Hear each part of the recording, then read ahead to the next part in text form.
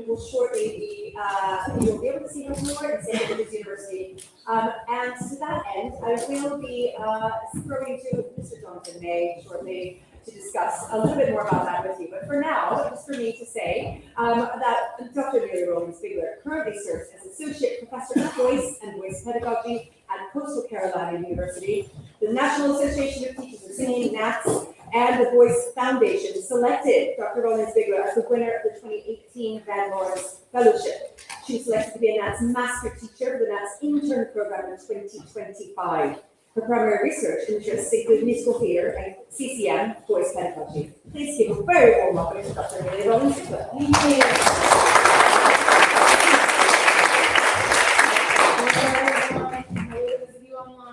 I'm super excited to be here. This is my first time in the UK, and obviously my first presentation here, so I'm really excited. Thank you so much to Pamela and also to Jonathan and AOTOS. So thank you so much. So the topic that Pamela actually discussed with me when we first agreed to do this was actually my heel height research, which how many of you, has anyone actually read my study that was in Journal of Voice? Okay, perfect. Though not everyone, that's great. Some of you might not realize I've actually done 8 studies on the topic. Some of them need to be written up. Okay, behind on that. But we're going to kind of go over the sort of summary of all of these studies and what I found with the effect of shoes and how I ended up actually even getting into that topic. So before we start, show me your shoes. Let's see them. All right. Flat. Okay, great. So when walking across the rocks, I told Jonathan, I said, if we were wearing high heel shoes, now would not be a good time. We've got at least an 80% chance of a slip or fall. So I'm glad that we all chose smartly today. All right, so how did I get into this research? I went into my PhD at the University of Kansas, and we had to do a research study to actually enter the program. And so being a primarily singer and singing teacher, I, of course, wanted to research something that was really pertinent to singing, in the studio. And so I asked my advisor, I said, okay, what about this, the effect of shoes on singers? And he said, oh, no one cares about that. Why would you even care about that? He was a man. Yes.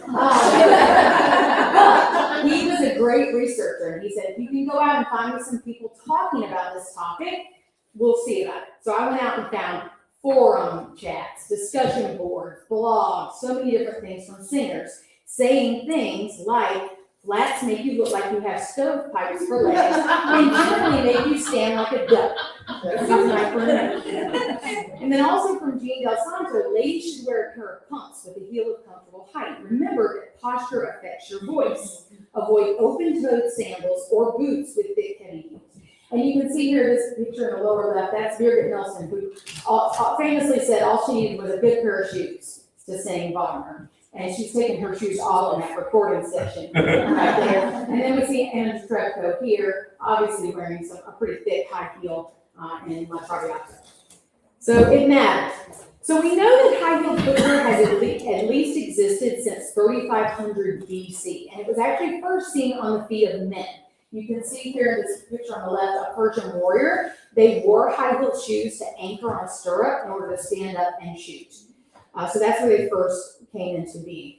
Then they actually moved their way into Europe, and women in the 15th, 16th, and 17th centuries would often wear chopins under their dresses to keep them clean from the streets, from the dirt on the streets. They also became a symbol of status and wealth at that time as well.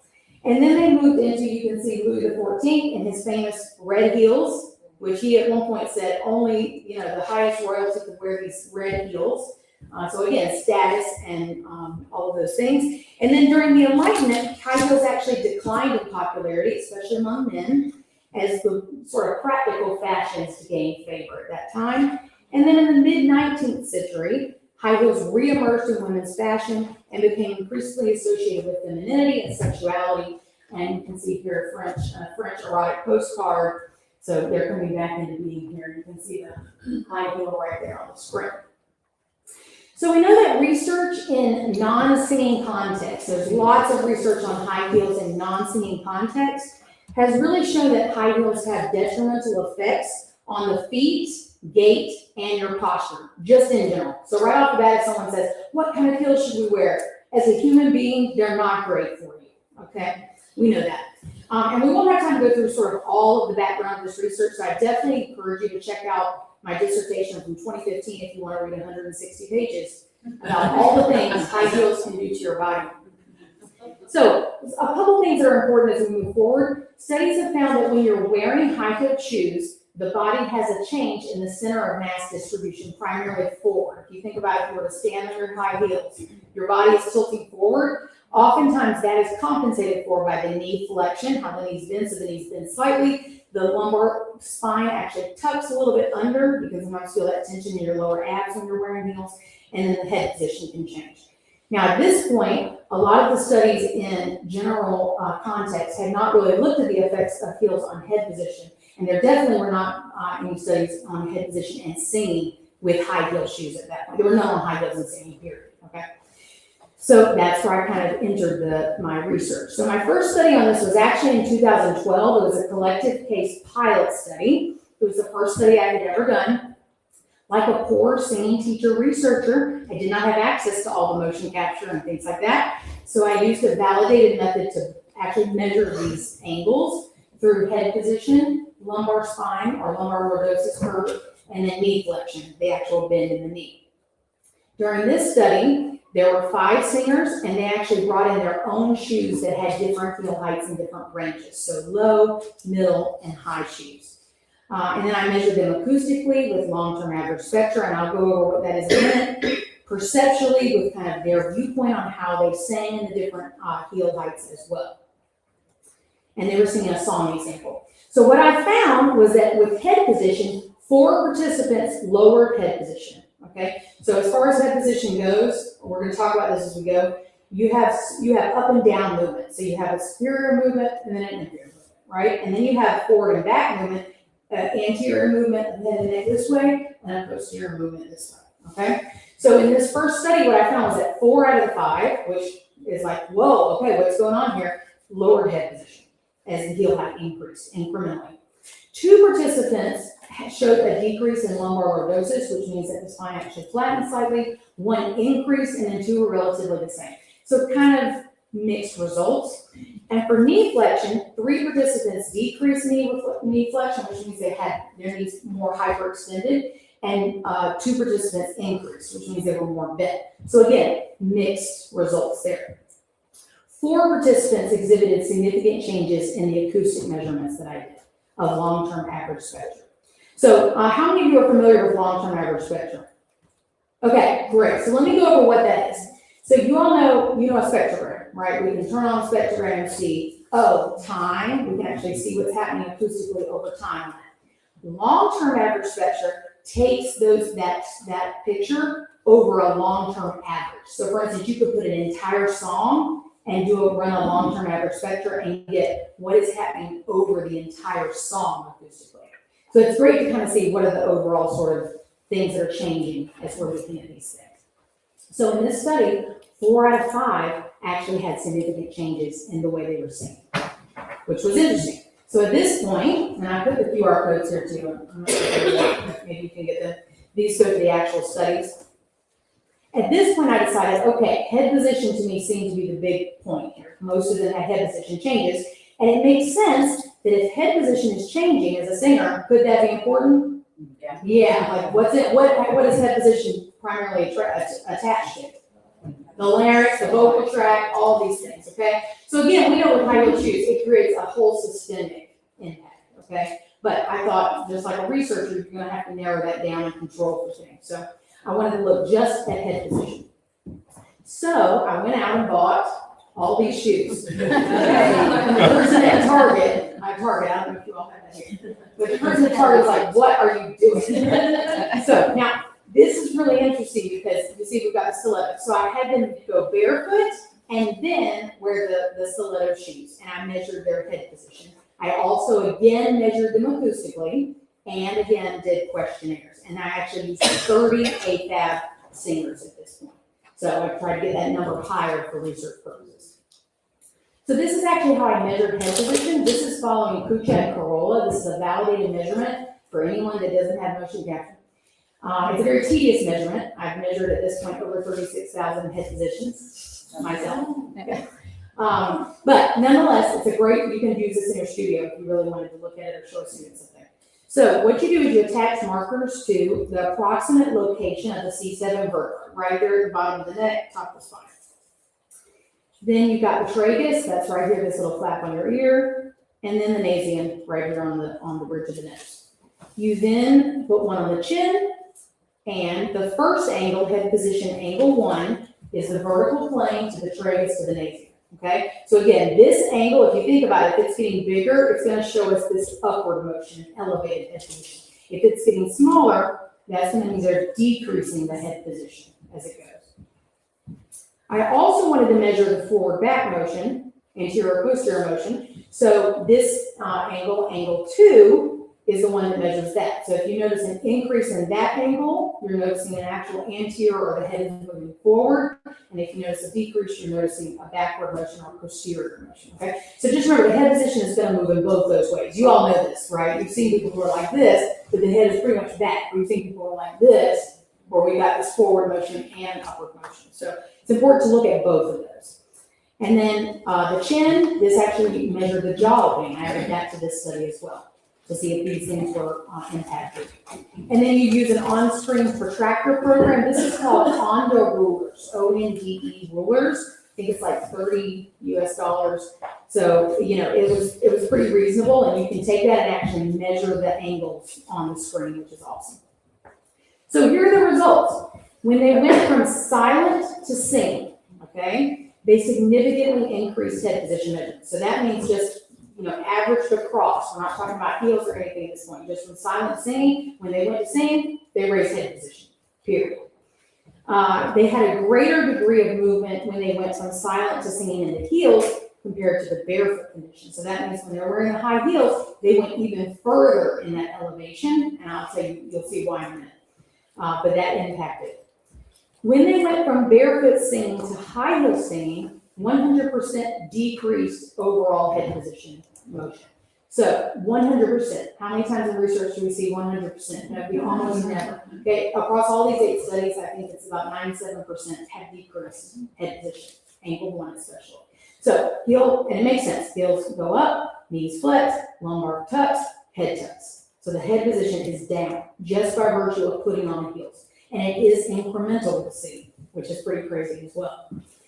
The acoustic measures also differed significantly between these different conditions, and most of the participants out of 30 felt they sang better while barefoot.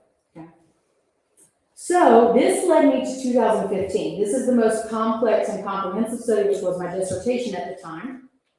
Now, interestingly, you see these boards. Well, you wouldn't know this unless you research high heels. High-heeled shoes have different heel heights depending on the size shoe. You wouldn't know that unless you measured it. The largest shoe sizes, in the US it's sizes 9 and 10, I'm not sure here, they are actually higher heels than the smaller sizes, okay? So in order to control for that, because control is the utmost important in research, I actually built heel height simulators, which are not, they sound very fancy and they're really not. They're boards. Okay? So I actually did get an engineer to help me with this to get your IRB and everything, but it's not very fancy.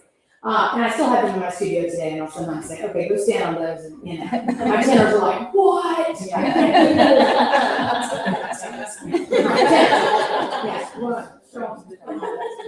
So anyway, they are, and the participants would wear ballet shoes and socks, so everything was even. Like they had the same amount of padding, they had the same heel height, all of those things were the same control for things. In this study, it's very complex, so I'm just going to kind of focus on some of these main points. We measured 0-inch heels, 1.5-inch heels, and 3-inch heels. So obviously incremental. We're not having any big jumps that are different amounts. We measured head position and jaw opening, and we measured, again, long-term average spectra and intensity. We measured the actual, how loud they're singing. And this was, again, 35 voice majors at a very well-known conservatory. They did 2 singing conditions, so they did a silent condition, and then they sang vowels ah and e. So we measured 2 vowels as well, and they did every pitch of a 2-octave A major scale. So they literally went ah, ah, ah, which that was really interesting to see if he could stay in tune in the 2-octave major scale. Thank you. And then we looked at relationships between all of these variables. So it was highly complex, all the different variables. So let's look at, this is head position angle 1 measurement, and I know it's probably hard to see this, so I'll focus on the big points.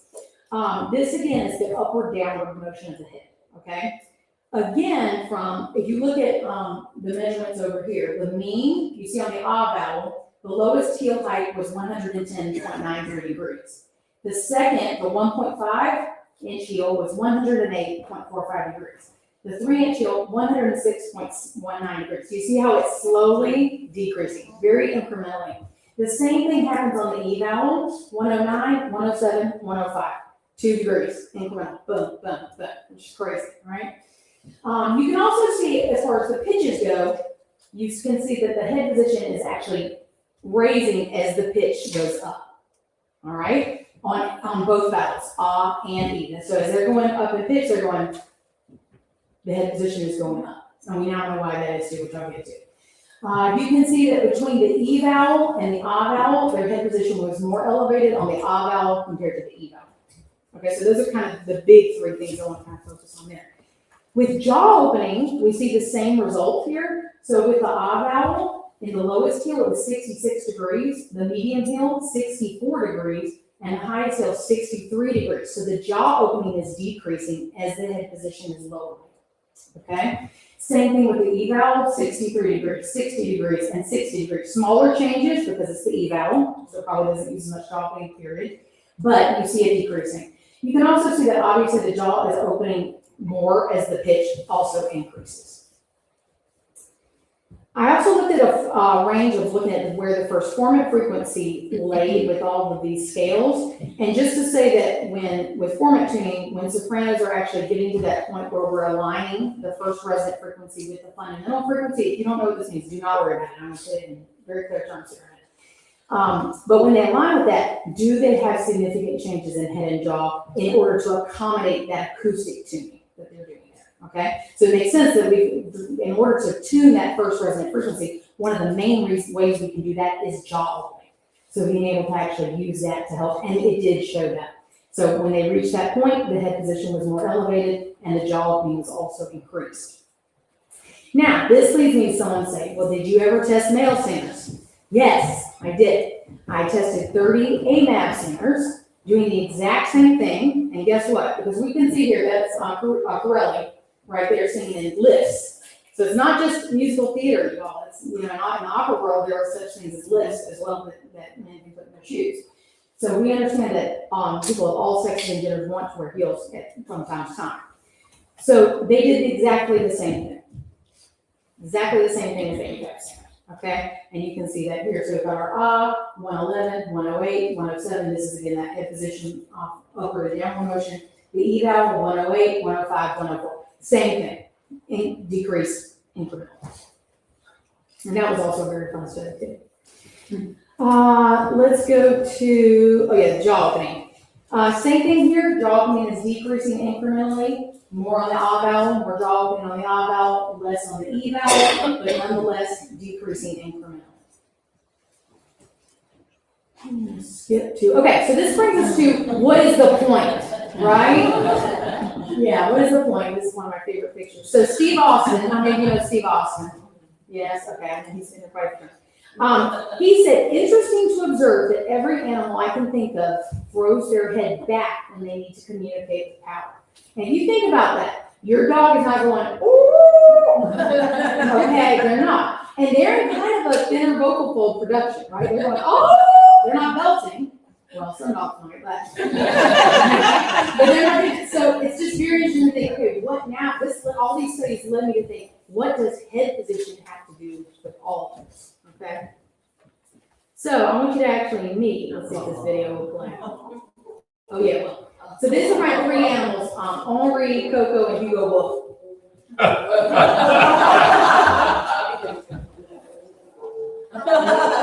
Okay. So one day I left Henri Dubart. That's his name. Henri Dubart at home, and I was shocked to see this on the camera. Like I've never heard him make that noise. Like when I sing, he doesn't make noise. I know some people's dogs sing. But he was doing this when I left, and I thought, oh my goodness, this is the perfect example of head position. It's just throw back.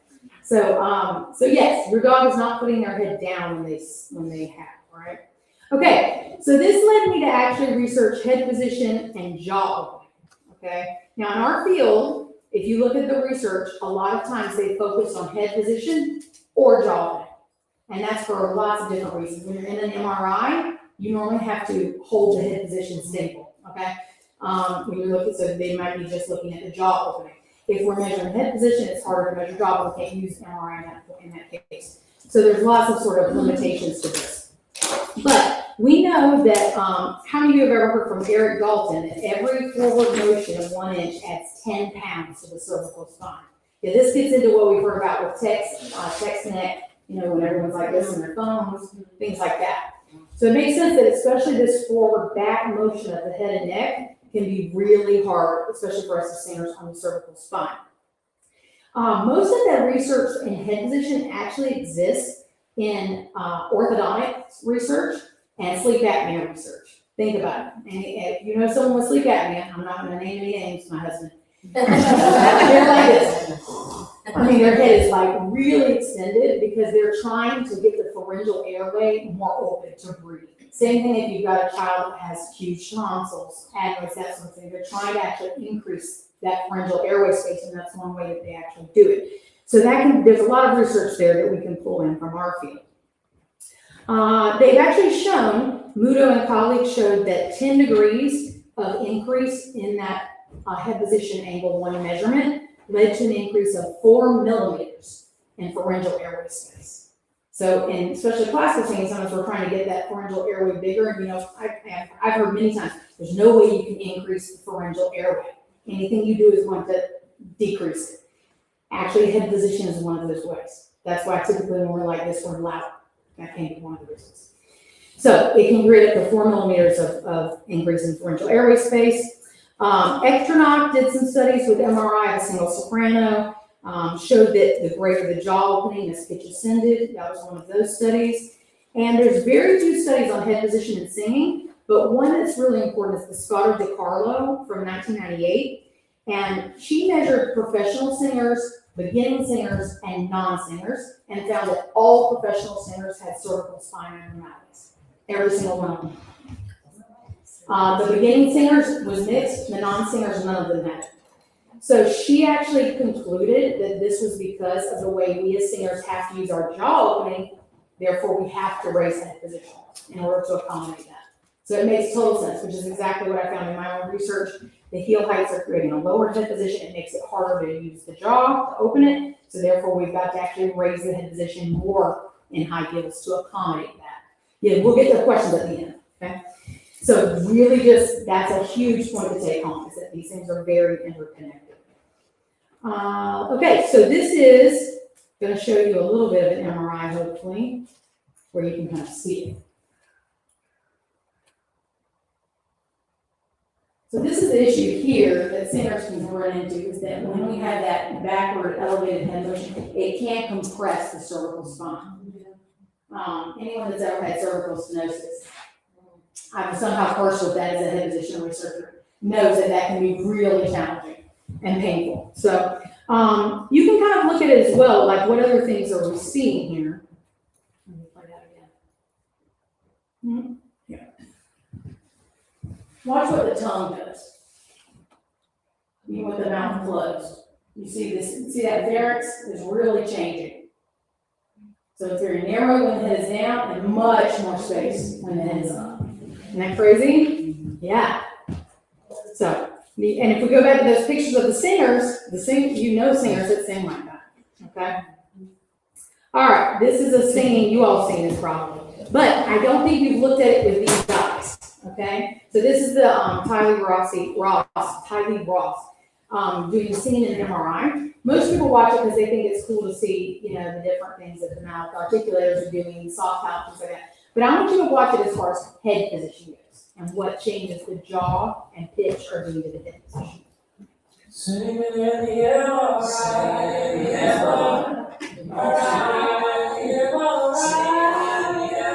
Hi, my name is Tylee Ross. I'm a singer, voice teacher, and vocalist in New York City.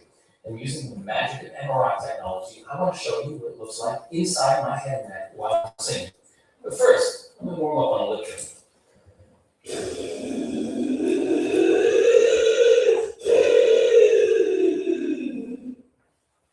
How about a raspberry?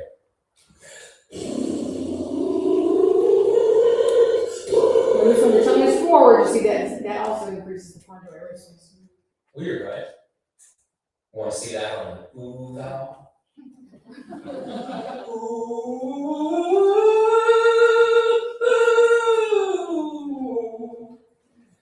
Now, before I go any further, let's try to figure out what it is we're actually seeing here. Let's go back inside and see if we can identify some of the features of the vocal tract. Lips, tongue. This difficult to control piece of anatomy is called the velum or the soft palate, but you can think of it as the nose gate. It opens and closes, controlling the flow of air and sound up into the nasal cavity. In most people, the velum is opening and closing constantly when we speak and sing, and we're barely even aware of it. Down here, we have the larynx, which houses the vocal folds. Now let's see what happens inside the vocal tract when we sing with contrasting singing strategies. I'm going to sing the end of next Now, don't judge the singing strategies or anything. I pay attention to the head position and the jaw. The first I know we're singing. the second in a forward-facing Broadway sound, the third in a backing down operatic sound, and the fourth in a style that will make Puccini roll in his grave in a rock style.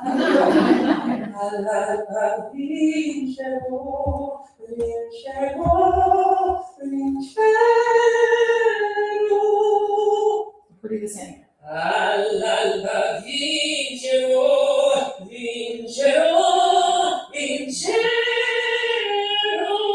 This is even with head position being limited.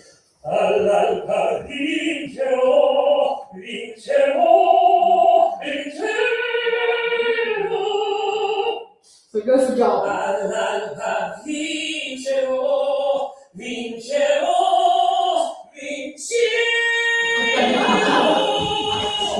Okay, so you see how that is really interesting. Again, a lot of people are just watching those styles and everything, but you can see even with head position limited with the MRI, he's still doing motions like that to try to accommodate the jaw, okay, which is really important. So I started on a series of studies for head position, of course, why would we not? So I actually took one soprano and had them look in three very extreme focal points, okay? And I did this by putting markers on the floor. Just imagine you walk in the study and I'm like, okay, look at the marker. And they're like, where is it? I'm like, down it. Okay, okay. And then the one was on straight ahead and then one was on the ceiling, okay? So I had her sing in these three neutral, lowered, and elevated conditions. And then what I wanted to measure was actually the listener perceptions. What did the listener favor from the different head positions that she did?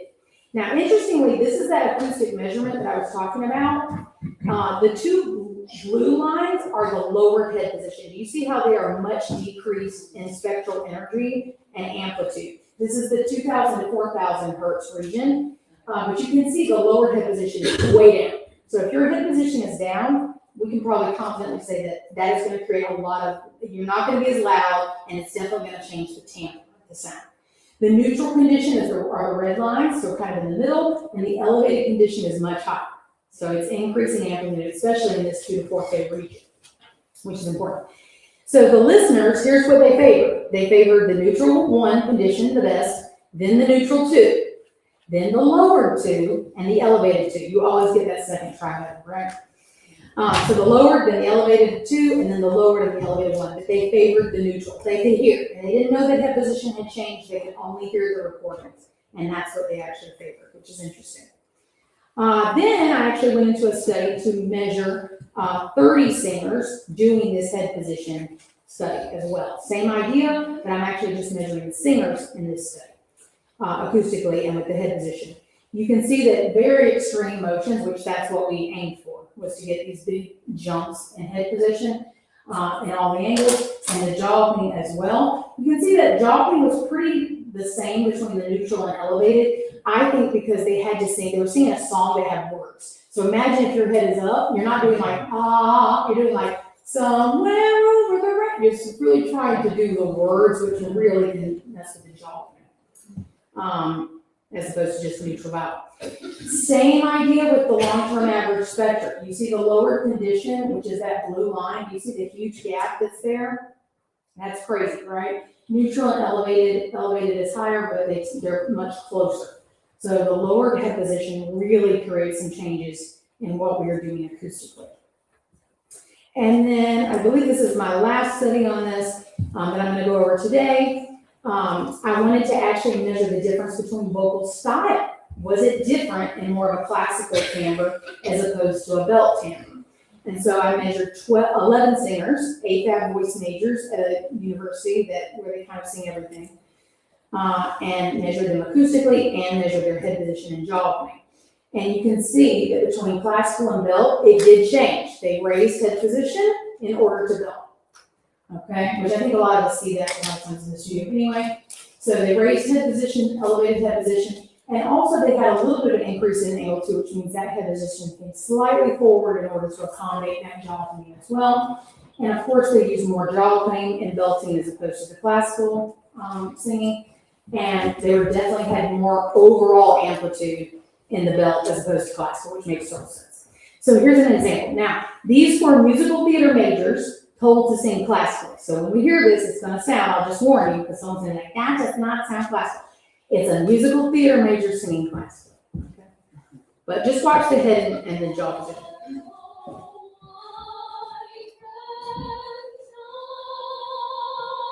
Oh, man. I'm going to try to stop that right when she gets to me here.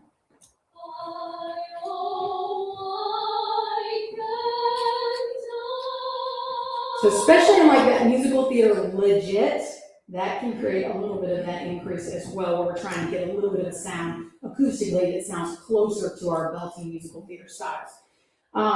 Okay, so I think most of us probably agree that's like a musical theater legit sort of quality sound. Okay, here's the belting one.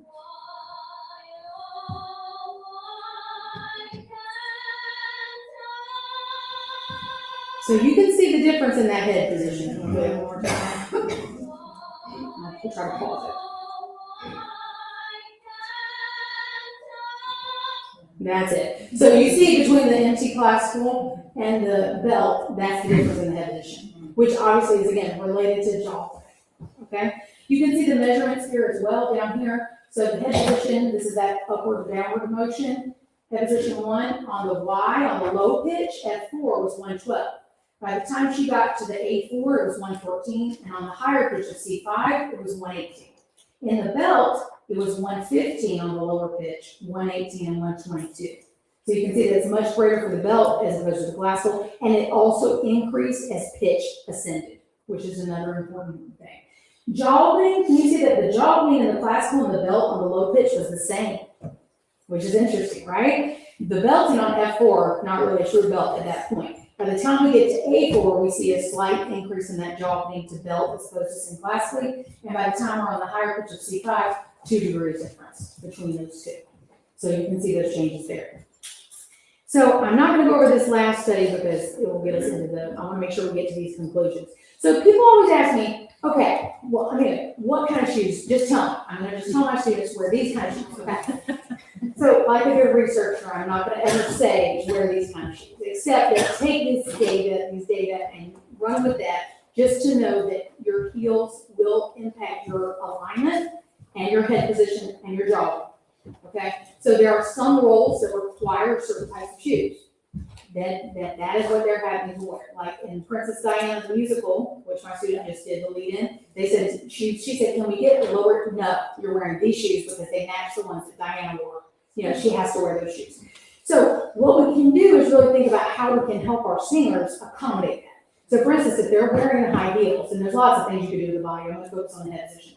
If they're wearing high heels, I'm going to really focus on, and they're struggling with maybe a higher belt, I'm going to focus on, can we get the head position a little higher and still keep the body pretty much lined up?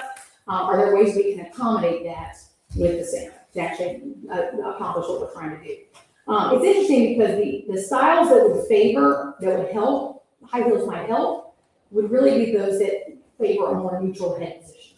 So that would be like your tenor, bass, baritone, classical singers, your choral singers maybe. It's all the people who typically go wear the high heels. It's the exact opposite, okay? So anyway, just picking things that work for the role. Also, just as a general health thing, the thicker the heel, the better if you have to do it. So like, the old school character shoe, that has kind of a thick, they're not the cutest shoes ever, but they've got kind of thick heel. Those are somewhat better just for stability. The more stiletto they are, your body is really trying to balance that weight in a way that's not going to be helpful. So that can be helpful as well.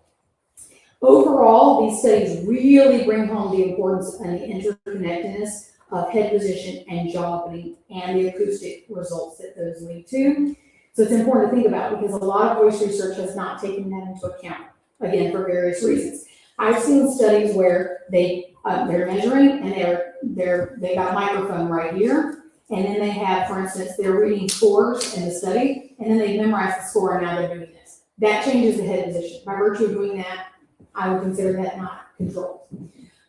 This is why sometimes wearing a head-mounted microphone for research is the best because of that. Same thing with a choral singing. If you've got a conductor, all the conductors down on the floor, and we're here, you've got to attend to that with your choir to make sure that their head position is in a place that's going to help them achieve the acoustic things that you're looking for.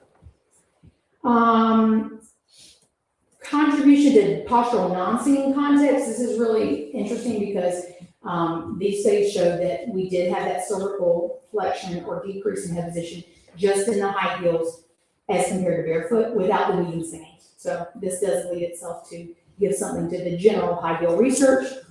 And we also noticed that the increased head position and jaw opening as pitch ascends.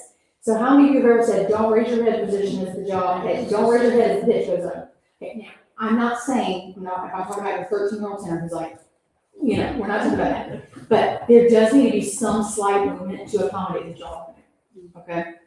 And you can always try that, like put your heads down to your sternum. Now try to open your mouth. Yeah, it's very hard, very hard. So you've probably seen people sing like that too. Yeah. There are reasons people would sing like that too.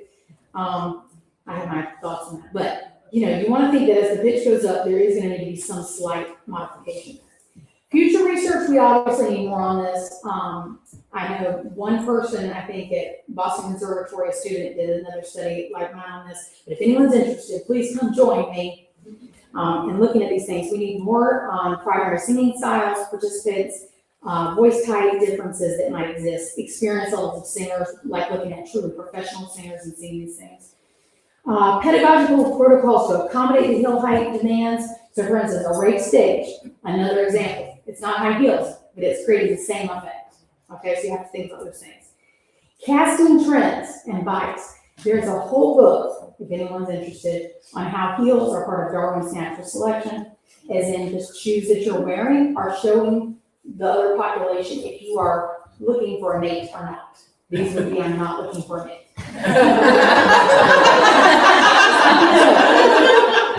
If you wear high heel boots, knee-high high heel boots, that's considered aggressive. They like to measure these things, socially. So you're interested in that, but that's a real thing, So like if I walk into an audition room, I think we're over the pastel dresses and all that stuff. But if I walk into an audition room in flats, is the audition panel going to perceive me differently? And that could depend on where I am in the world, So we definitely need more research into that. Also, costuming choices, role requirements, that sort of stuff. Now we have motion capture, which is awesome, and I'm working on another study with actually putting motion capture into all of these measurements, which will make my life much easier because then I don't have to measure them by hand. So putting it into practice, I think I've got just a few minutes. So just a couple things to remember. This change is really creating changes in what's happening acoustically. Now we know obviously what happens acoustically can affect what's happening fundamentally at the larynx as well. But just remember that these changes can help you as you're teaching different voice acoustic setups, and I'll get to more of that in a second. Like anything, the how matters. If you go in and tell your student, oh, just raise your head.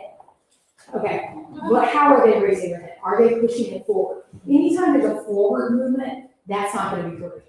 Okay, so even if I were to advocate, like if I'm teaching a rock belt, okay, I might say, let's make sure this stays at ears over as much as possible, and then we can get this motion without doing this, and collapsing here and all those things.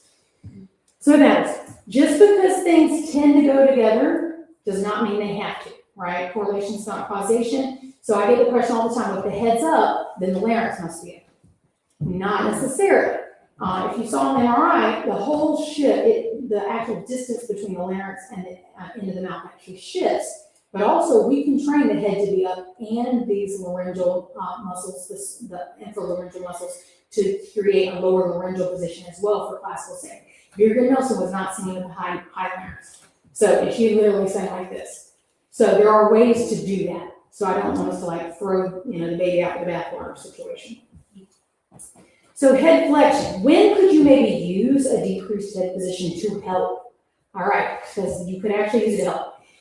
Treble middle voice. If you've got, like, for instance, your musical theater belter has to audition for the opera company for some reason. Okay. They're in the middle going, da, da, da, they're singing that sort of sound. If you have them put their heads down, you all put your heads down. Where does your tongue go? Where does your tongue go? More forward, more back? Yeah, it goes forward because of gravity.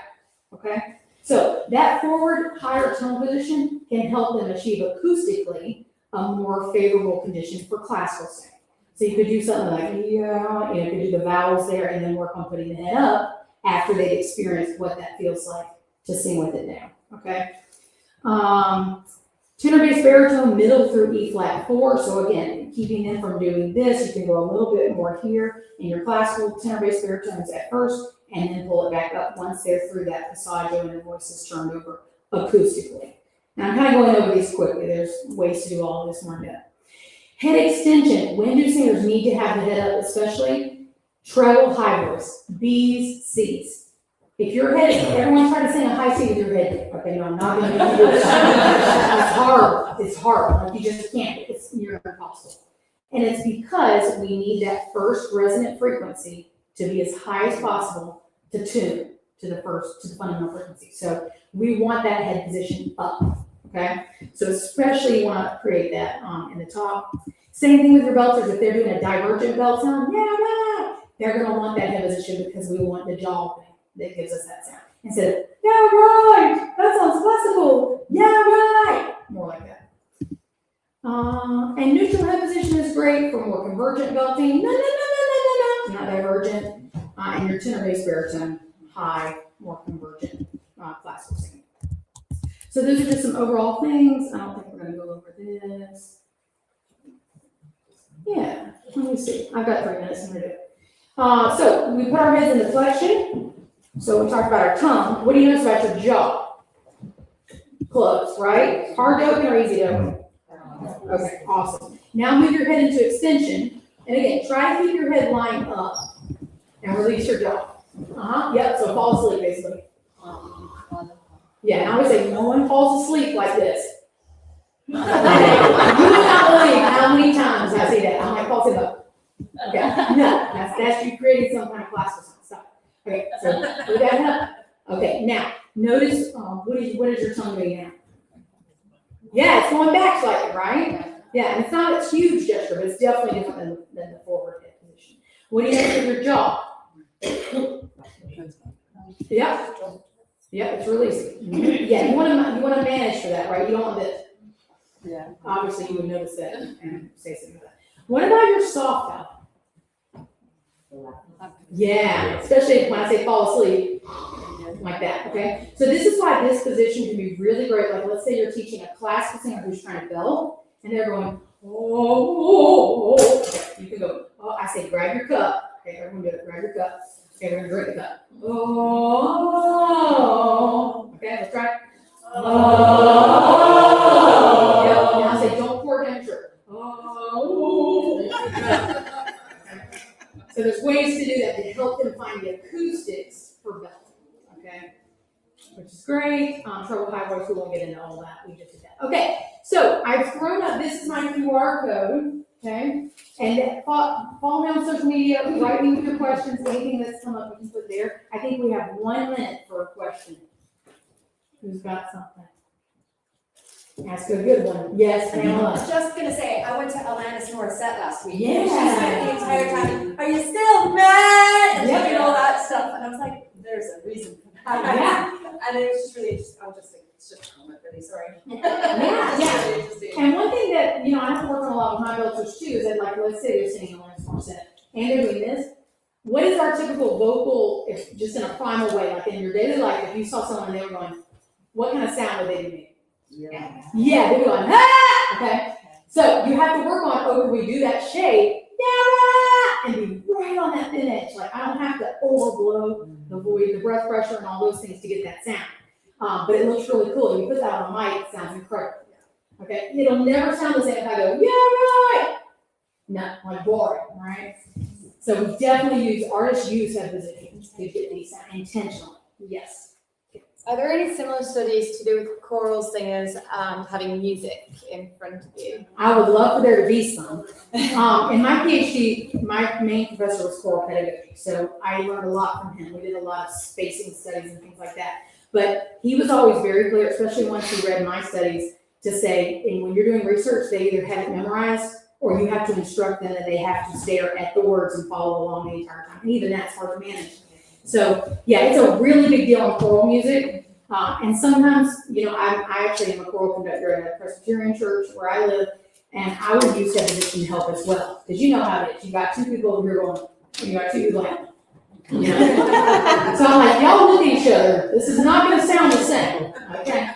But there needs to be more. I don't know of any specific studies on that particular thing. But if you're interested, let's do it. Because we need it. Yes, one last question. Has there been any work or anything pointing towards structural foot issues in general? Just sort of looking at how the foot structure impacts, because we have very diverse feet and our feet function in very diverse ways. Yep. And I'm just curious. Yeah, I think in the general podiatry research, there's lots on that.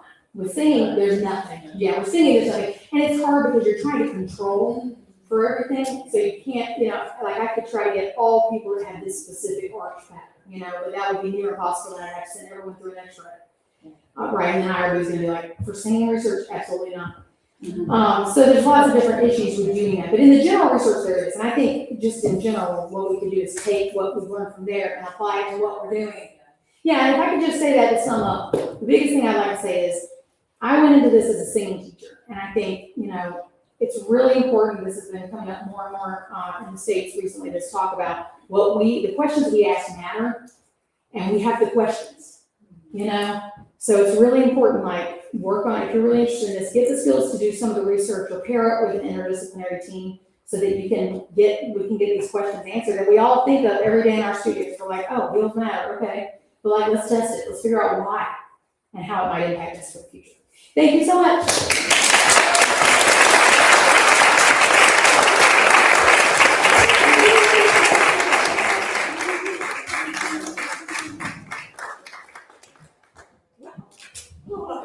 Demons have been exercised. That was fantastic. Thank you so much. Just before we go to our coffee break, I'd like to welcome Jonathan May from the University of St. Andrews, Head of Vocal Studies. Just have a few words about what we've done this weekend together and what you can expect later this week if you're heading off to the St. Andrews. I can do that. Hello, everybody. I'm coming to you from my Birkenstocks, which are zero drop. Good morning. Forgive me, this is kind of an advert for what we do at universities, but also about pedagogic course. But first of all, thank you very much to AOTOS and their team for the work together that we've done this year to bring Amelia and Lynn over here to be with me next week. From this afternoon, of course, with my friend and one of my nose, Jenna Williams. And particularly thank you to Pamela. We've engaged in a number of psychiatric sessions over the last year. They've been mutually beneficial. Because although what I do is much smaller with my pedagogy course, the kind of the structure of it is kind of the same, it's just smaller. But somehow the challenges don't seem to be smaller. But having got to know well, I think the AOTOS has been very lucky to have her, and I will, as a friend, thank you for that, and I will miss you. I look forward to talking to Jenna. We've already spoken in the park, and that's a very nice conversation. I have not on Lager, just for information. So I'm head of vocal studies at the University of St Andrews. It's not as grand as it sounds, I promise you, or the university's quite grand. We have amazing facilities. We have a music centre, which is purpose-built, state-of-the-art, with an auditorium with a flexible floor, which is in like 1 by 2 blocks, and they move up and down, so we can change the space. and we have a variable acoustic, which changes from 0 to 3.5 seconds. It takes about 2 minutes to do that. It's one of the only, so that combination is one of the only things in Europe. We have lots of music happening, and we have academic modules that students can add to their main degree in first, second, and third year. But we have no music degree. Hurrah! We don't want one. The reason is it gives us a lot of freedom, and we seek to attract really smart students, because it's quite difficult to get into the university standards to do an academic subject, but who are also high achieving singers and who want to sing and keep singing. So we have amazing opportunities for those people, and because it's quite a small pool, you know, we have 11,000 students, 25% which are American, actually. That's a very significant cohort. But because it's a relatively small pool, those singers get amazing opportunities compared to some of the larger universities like Oxford and Cambridge. And so there's a whole shield down there, which says we have a lot of pastoral facilities. Yes, we do. We have 60 vocal scholarships a year, which we give out, 10 of which are specifically aimed at music theatre singers.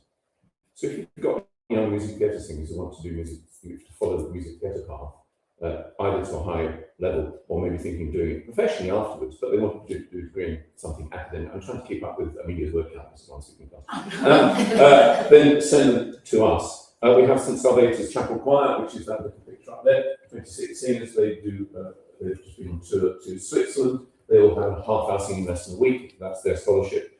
The last 2 years ago, we did St John Passion in German with both soloists, all soloists drawn from the choir, including the evangelist, who was coached by James Gilchrist, who is our honorary professor of singing. We have Via Opera, which is our own opera company. We have done over the past 3 years Fettes and Medisong, did a new English translation of the New York Orchestral Reduction, Mansfield Park, accompanied by piano, and Le Vin Herbé by Frank Martin, which I wouldn't recommend to anybody. It's quite tough. But we did it. And these are all professionally directed productions. We have a regular flow of students to conservatoire who want to do a degree first in something else, which I think is quite sensible, because if you're going to do conservatoire at 17, what do you know about the world? You've got practice. Whereas they get amazing. Also, it's a 4-year degree. Those of you who are in Scotland, of course, this is a 4-year degree, so they get whatever degree subject they're choosing. They get kind of time to spread and think, I don't want to do that. I don't want to do microbiology. I want to do French. You know, whatever. So regular flow of students to conservatoire at postgraduate level, both music theatre and classical, to all of the conservatoires, and we have very good connections with them. Regular students participate in Genesis 16 programme, in Dunedin Consort Junior Singers programme. And what the singers who come to us get is performance opportunities. They get way more opportunities to perform than they would as an undergraduate in a conservatoire.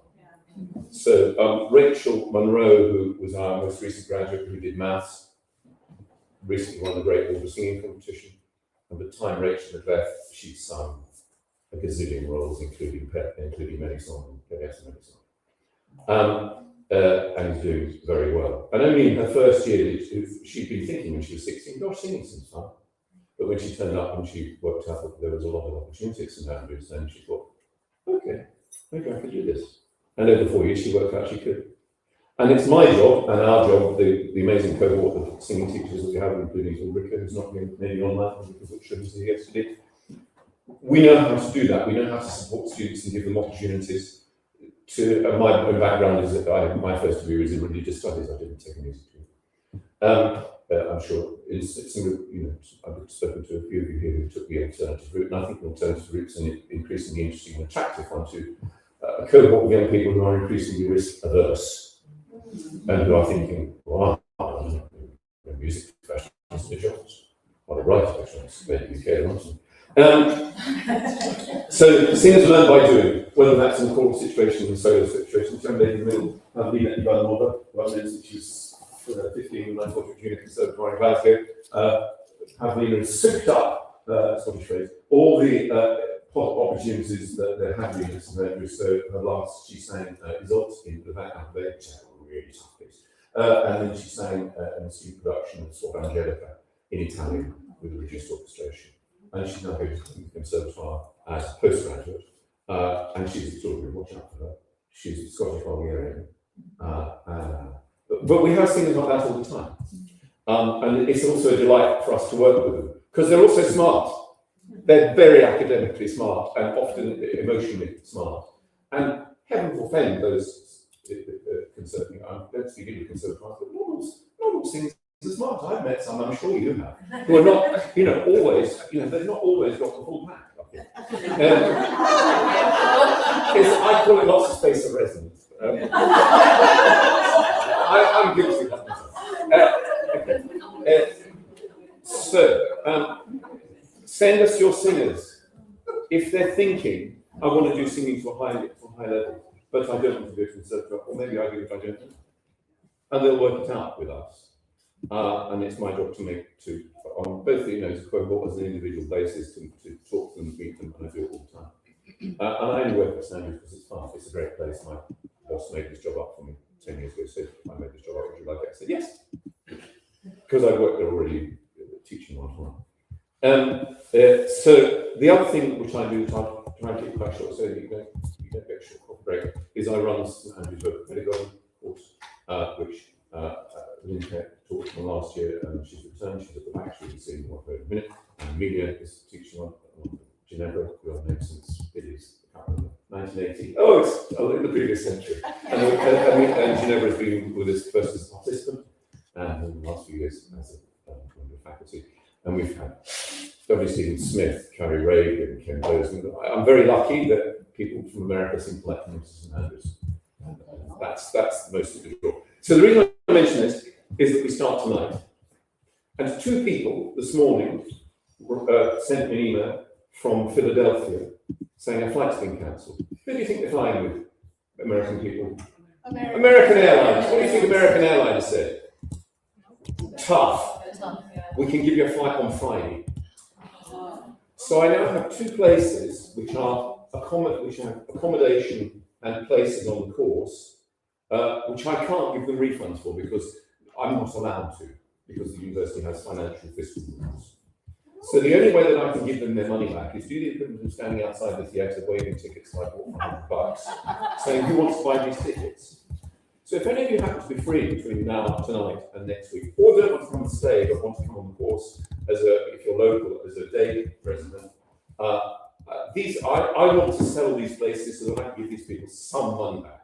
The full cost of the course, which is dinner, bed and breakfast, is £1,155 for the week. Dinner, bed and breakfast in St Andrews. Just bear that in mind. It will cost you £200 a night in St Andrews. Don't even think about it next year, but the golf is here. Or the day rate for the course is $655. But I'm not expecting to get anything like that money back. In the same way that you're standing outside the theatre, somebody says, I'll give you $50 for that ticket, you take 100 for. So if any of you, either online or here, are interested, you can either come to talk to me, or you can call me on my mobile phone number. That's my number, I can give it out. We're so constrained by it, I have to do that. Is it against them? Okay, my phone number, if anybody's interested, is 07970 751 484. 07970 751 484. We'll be available for the rest of the day. I'm on WhatsApp and FaceTime, and you can also talk to me face to face.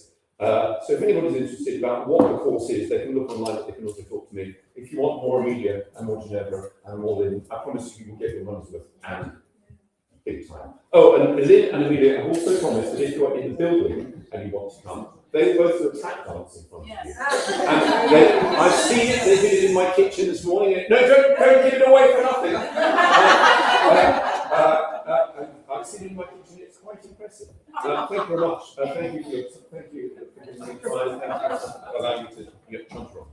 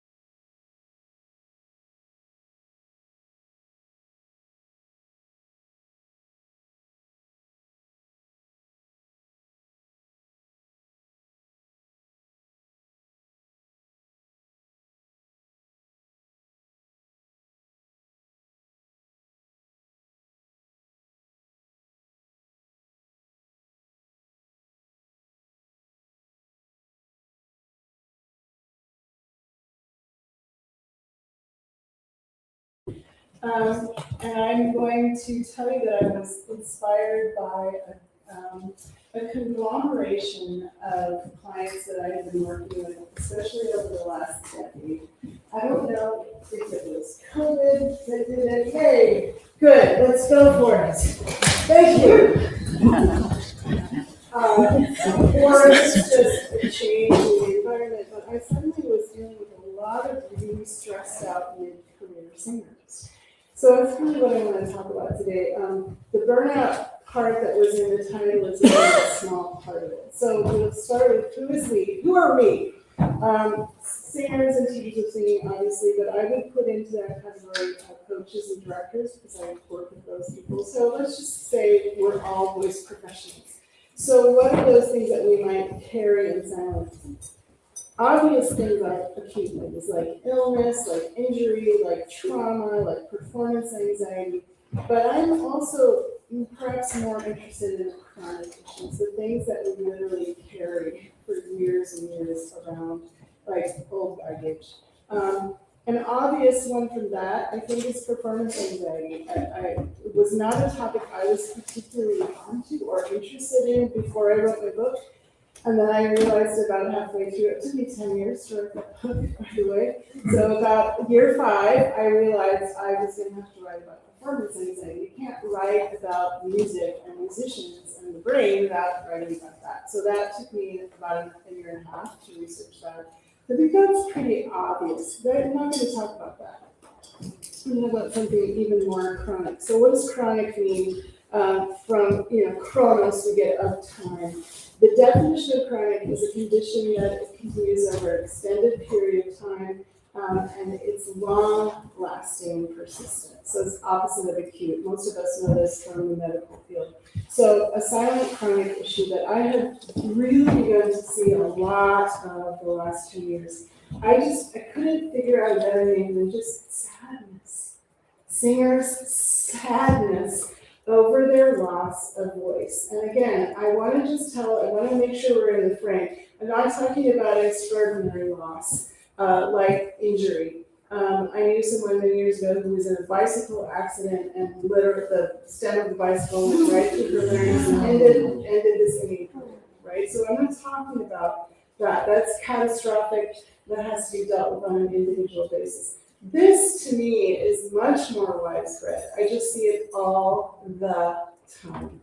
And so, thank you, Pamela, for we talked about, like, how do we sort of intersect with this idea of silence? And I thought, this is something I'm just seeing a lot. And the more I dug into it, I found some fascinating literature that I want to share with you. So, our frame is singer sadness over their loss of voice, and the loss is particularly centered around previous accomplishment.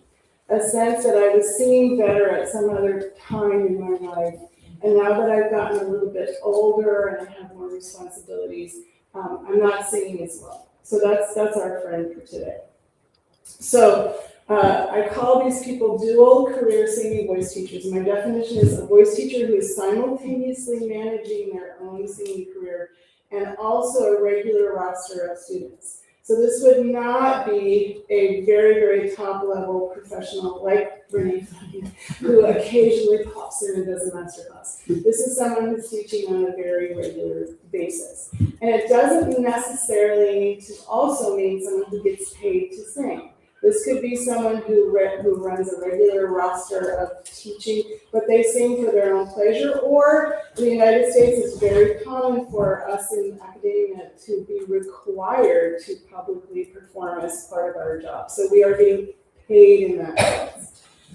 However you put together, both groups need to keep singing for their financial benefit, it's a job requirement, their own pleasure or personal growth, or most often I hear people say, even though it's really hard and I have a lot of challenges, I want to keep singing because it keeps me honest. It keeps me more connected to my students and makes me a better teacher. I do not sing anymore, but I certainly felt that way. I taught at a liberal arts college for 24 years. It was part of my requirement to be like an artist in residence, and I sang all the time, and I managed a full studio plus children and a Labrador who had diarrhea in the back. It was a very stressful time. dog is dead. Amelia is actually, so Amelia, I'm gonna share a little joke. I'm old enough, who remembers this name, Irma Bonda? This was back in like the previous century. She was my mother's favorite comic, and she said, happiness is when the dog dies and the last kid goes to college. So just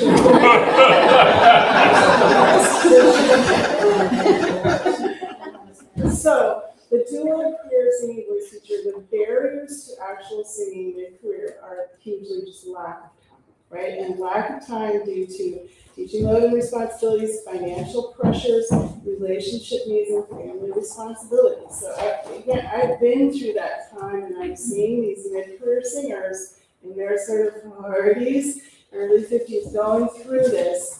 And that lack of time results in the lack of their own practice time, and it results very quickly in poor vocal fitness, and then it just spirals. It just becomes this spiral. When you add into all that spiral, continued expectations to perform. So I'm thinking of one person that I work with who had a really enviable career, fabulous career, and then sort of late in life, decided to get married and very quickly had 2 children, had some health challenges, very quickly got a tenure track job in America, which is really hard to do, and one you want to keep. And all the expectations are there. We want to continue to be famous and an amazing singer, and you're also a full-time teacher, and you're going to teach a class, and you're going to teach a full roster of students, and oh, by the way, you're still going to be, a good mom and a partner to your husband and drive the kids to soccer practice. It's too much. It's too much. So these expectations, this will happen then as the person gets a gig, and in this person's case, usually very high profile, will call me up and say, I gotta get in shape fast. So you this rapid onboarding of practice, then we have the inevitable swelling and muscle fatigue because there's poor vocal fitness to begin with. Then the singer starts to freak out. There's something wrong with my voice. You can go to the laryngologist, and I already told this person, I said, I guarantee you're gonna go and they're gonna say, and I quote, your vocal folds are pearly white. Mm-hmm. They're wonderful, and that's exactly what happened. Then what's wrong with me? You're just out of shape. Well, I gotta get in shape fast. That's the problem. You can't rapidly onboard. You're gonna have the swelling and the spiral, right? So I've been thinking about this for about the last 10 years. I'm seeing it over and over. And they get performance anxiety. And then they start to be anxious about the upcoming performance, both pre and post. Then what happens is they relieve when it's over.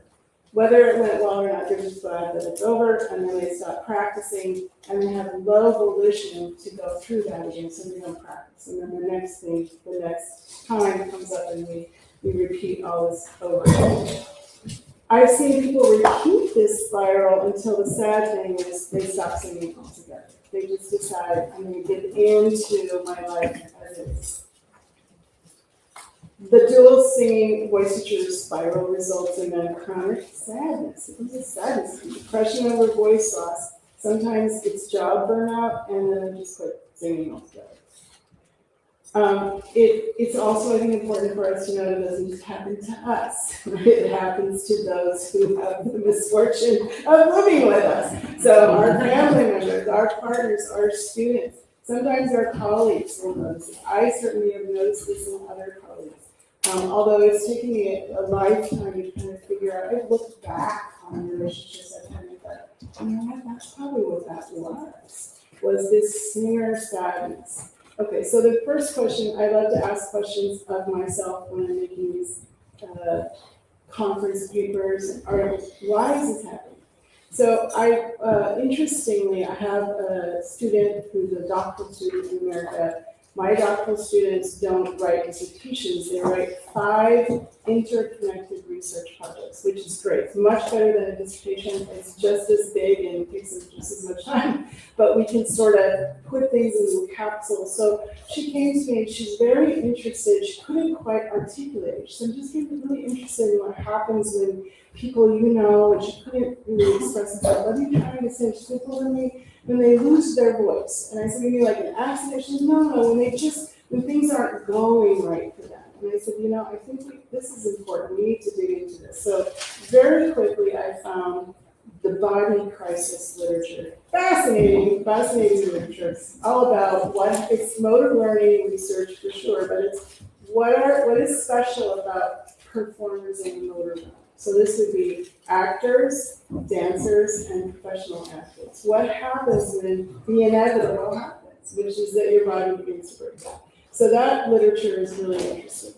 Job burnout, I think, is another really interesting topic. I had a guest writer for my column in the journal Seeing some years ago who really wanted to write about this and did a wonderful job sourcing all the literature on job burnout. So I want to talk about that a little bit.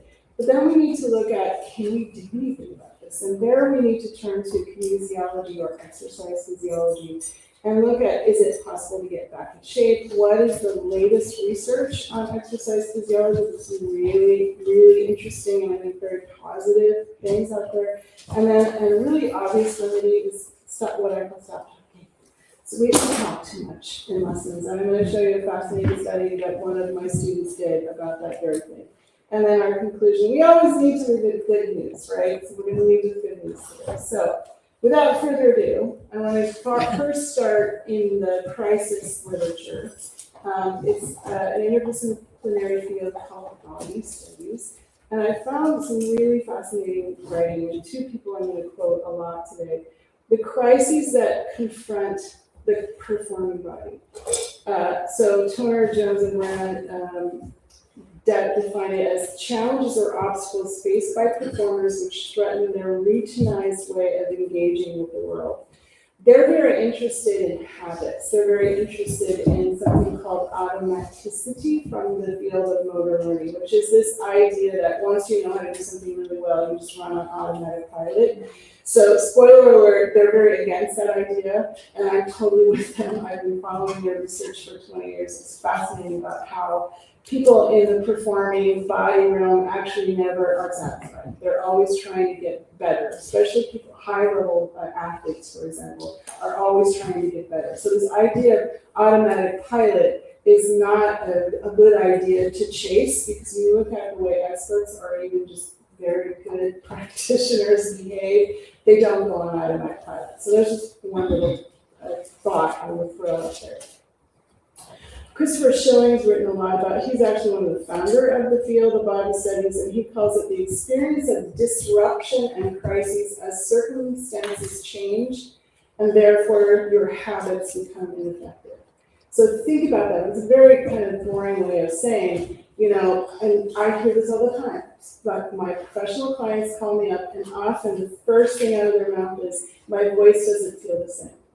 And of course I don't know them. I'll say, what, the same as what? Well, like when? And often it's far back. It's not 3 months ago. It's 5 years ago. And you have to look at if the circumstances change. And often I'll hear things like, well, I had a baby, but that's huge. That's a huge change in your life, right? So we have to sort of start thinking more holistically about this. But I love this idea of disruption that changes what you used to do, and therefore it's not working anymore. What you used to do is not working anymore. The circumstances then in the realm of the body, obvious things like injury, accidents, fatigue, aging, and then hormonal disruptions, life disruptions can cause these crises. As documented in this literature, the crises then result in your doubt in your own capacities. Some people have a crisis of identity. Interestingly, this shows up a lot for instrumentalists. Probably because they spent so much time with their instruments. Singers we're lucky, we can start late.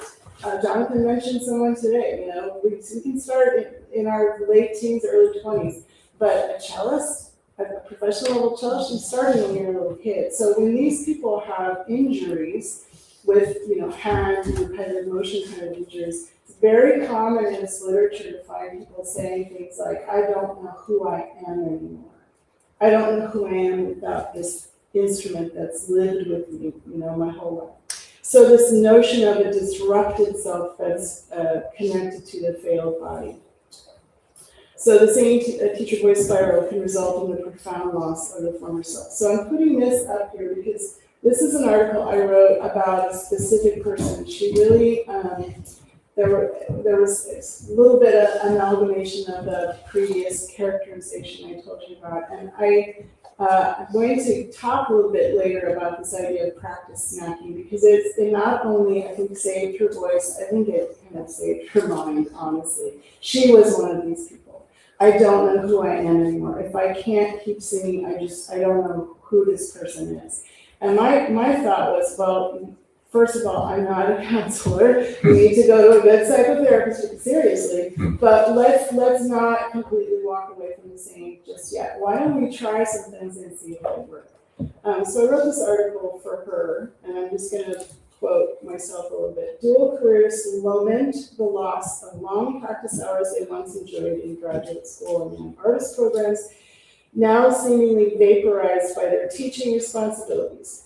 For dual career singing voice teachers to become parents, I've noticed the practice loss is even greater. And I have observed that these singers literally mourn, that is not an understatement, they literally mourn for the singer they once were, and their sadness is exacerbated by having no solid plan to rectify the situation. So they're just sort of going around wailing and lamenting. And I've also heard people tell me about how it's ruining their relationships. That, my husband is tired of hearing me complain about my voice, or my wife doesn't understand why I don't want to stay up in bed at night and read to my children. I heard this from a baritone. She doesn't understand that it literally hurts me to use my voice in that way. And I see it as a finite resource, and she thinks I'm being a terrible father.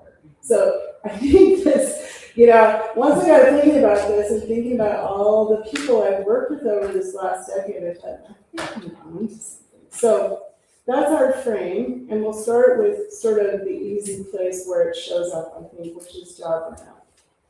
And by the way, it's not just burnout. Mayo Clinic really defines it as job, and I'll stress this a couple of times today, but the idea is that it's very much about your occupation. It's not a personal failing or personality disorder. It's very much tied to jobs. So job burnout is a particular kind of stress that is linked to your work. A syndrome resulting from chronic workplace stress that has not been successfully managed, and it's usually characterized by 3 dimensions. And some people can have all 3 of these. Feelings of energy depletion or just being exhausted, increased mental distance from your job, just not being turned on by it anymore, and therefore reduced professional efficacy. And the person that wrote this article for me, which I have in the sources, I'll make sure you guys get that. That was her situation, and that's why she wanted to do the research on this. She said, I used to love teaching singing. I used to just literally leap out of bed. Something happened. I don't know what it was. I'm researching it now, I'm in therapy now to figure out, but I figured out I have this job for now. And I no longer have enthusiasm for it. And because of that, I'm just not a very good teacher, which I thought was very honest and vulnerable of her. So again, we're just emphasizing burnout is very specifically about jobs.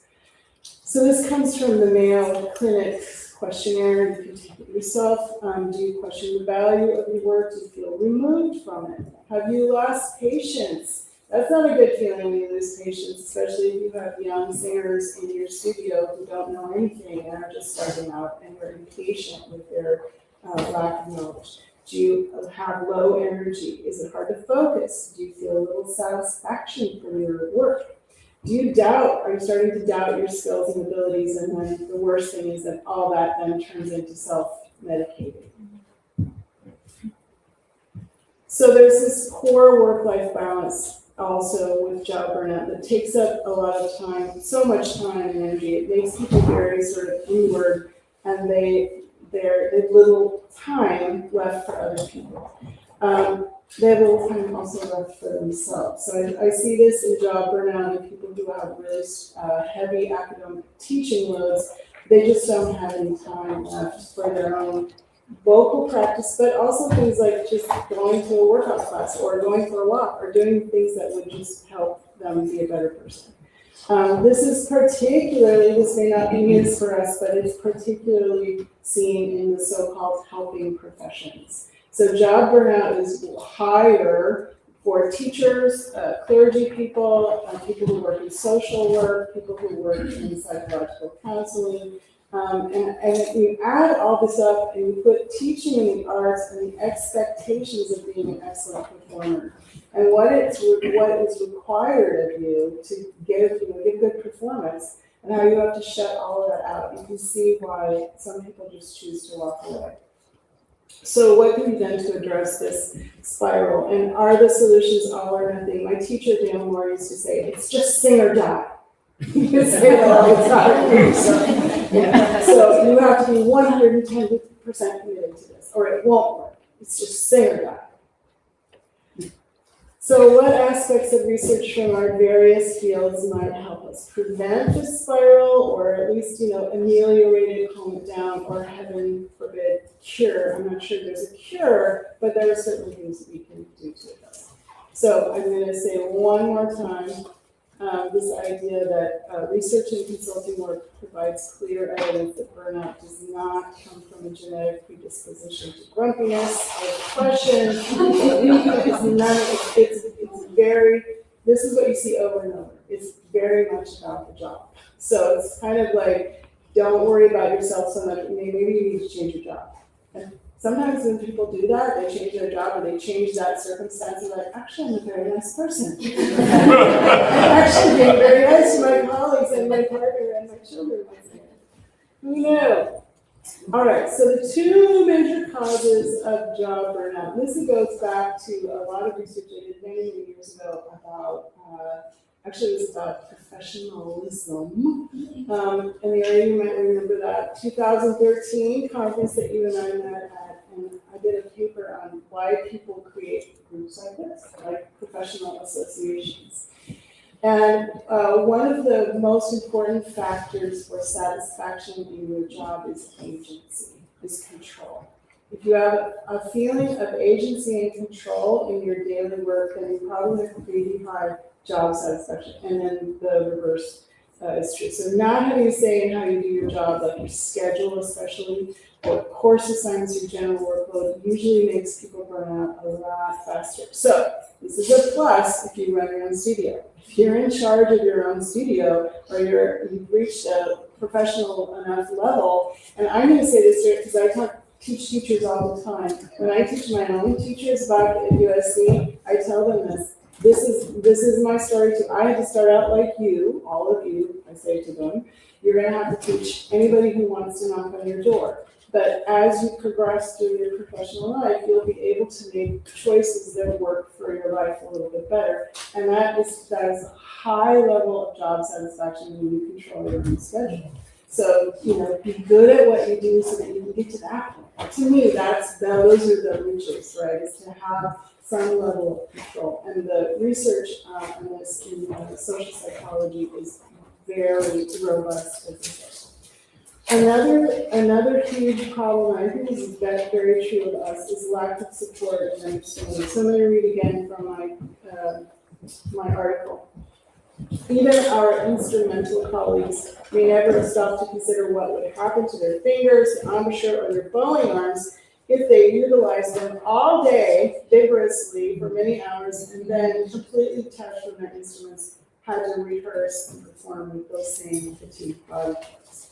Now, I see a lot of people like smiling, but I gotta tell you, I've talked to deans and administrators who never stop to think about this. So this is one of those moments where, do I have to say this out loud? Yes, you do. We do have to help them understand, because if you put it that way to them, what is your primary motive? What do you do all day? Well, I write with my right hand. I don't use a computer, I write it. Well, great, can you imagine, using your right hand for 5 or 6 hours a day, only your right hand, and then you go home at night and you have to do 3 more hours of writing, you probably wouldn't do it. It would cause pain, it would cause emotional distress, and you'd just stop doing it, because you have to keep the job. And these are things that people just don't think of. So I'm just putting that out there. We have to advocate for change, I think, at an institutional level.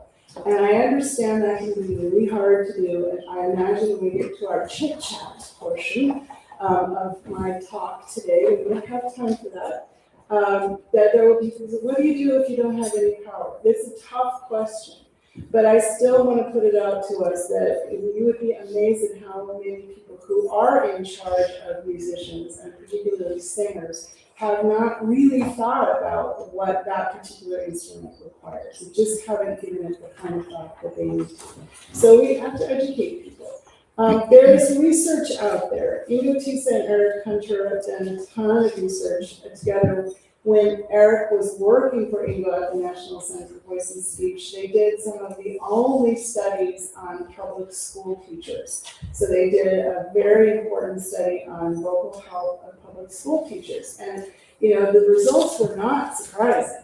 And the other thing that they found over some time, other people have done some work in this area too, the younger the people you teach, think about this, the more you teach and the younger they are, the worse your voice outcome is. Yes. Right? And Yeah. especially with women, we know that because you're speaking in the same frequency, the same pitch band as little kids. And so when they're like, "Hey!" you're like, "Be quiet!" Right? And as you might imagine, so female teachers of little kids, particularly physical education, it's the worst. So again, well, what are the things that you could do your own little personal amplifier, you know? And I know people go, "Oh, I feel stupid doing that." I'm like, well, it's either lose your voice or carry around. You'll get used to the little box. You do. You get used to it very, very quickly.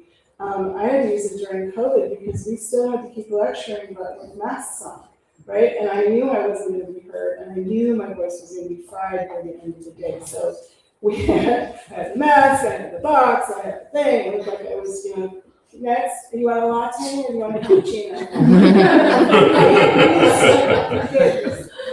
So there's a lot of research out there that we can use to educate people who are in charge of our schedule. It's out there, use it.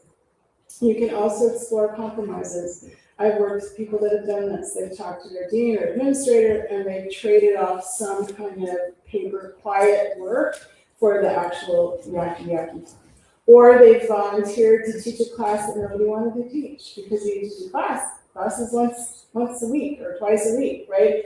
Studio is sometimes can just feel endless.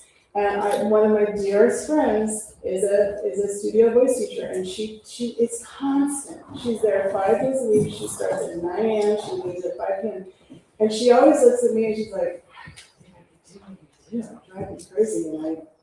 And what you do would drive me insane. I could not talk, not 8 hours a day like you do, 5 days a week. It would drive me nuts. This way, I prepare for my class. I'm home 3 days a week. I can prepare. And then I give my lectures, but after an hour and 50 minutes, I'm done with the talking. I have my other students, but it's not all that I do. And that's worked out really well for me. So those are just some thoughts if you are in that environment where you don't have control over your schedule. If you teach in your own private studio, you have control, which is a great thing. And I think we need to just acknowledge that sometimes we need to. All right, so changing oneself. This is where things get a little more challenging, right? So we can go at other people, you need to do this for me, you need to do that for me, but what are we going to do for ourselves? So I've been working with this idea for about a decade now, vocal fitness, and I've been so interested in it. I want to introduce you to a couple of people who have been really at the forefront of this vocal fitness idea movement. Marcy Rosenberg just wrote some wonderful articles, really, really important articles. So we're going to use these terms synonymously: kinesiology, exercise physiology, and exercise science, all the same thing.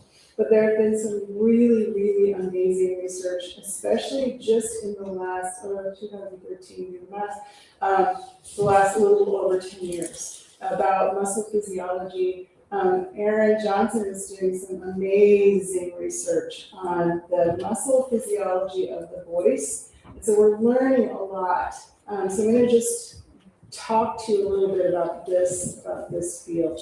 The other person who really needs to be acknowledged is Mary Sandage, PhD. So she's a real voice scientist. Marcy is a voice clinician. So in the United States, it's SLP-CCC, so speech language pathologist / certificate of clinical competence. So she works, or just recently retired, but worked in a clinic for many years, and also wrote the book, highly recommended book, The Vocal Athlete, with When You Were Born. Make sure you get the 3rd edition. So she just wrote this wonderful series of articles that just came out last year, which is a huge overview. Part 1 is where the field is, and then part 2 is how can we transfer that to voice. Mary Sanders has been working in this space her entire career. She did some really nice articles with Matt Hope, who is a voice teacher and now the editor of Journal Singing, and Aaron Johnson. So these people have done some really nice work in this area for us. So here are the caveats. Direct application of kinesiology to voice training, as Mark, requires careful consideration. It's very diplomatic. Mary Sanders is a little stronger about that. So these are the reasons that are a little careful. They say we can't make direct application. First of all, there are no non-invasive methods available to test voice. What does that mean? It means that we have to respect living people. And we can't go in there, this is what I always say in my first pedagogy class, is what goes through here. So I have a slide I show, it's called the 2 tubes, right? And I look up there and I'm like, what's that? That's the windpipe. Great, let's give it a fancier name, trachea. Okay, what else do you see? Oh, that's the thing that, it's the food tube? Yeah, let's give that a fancier name. Esophagus. Okay, so we've got a food tube and a breathing tube, right? We have an esophagus and a trachea. What goes through there? And they go, air, good. What else? Food, good. What else? And that takes them a while. What else is needed for life? Water. So water, right? So think about that. The 3 elements needed for life go through this one place, which is probably why we're all a little, right? And we have laws, at least in America, like you can't put your hand on a little kid's neck. This is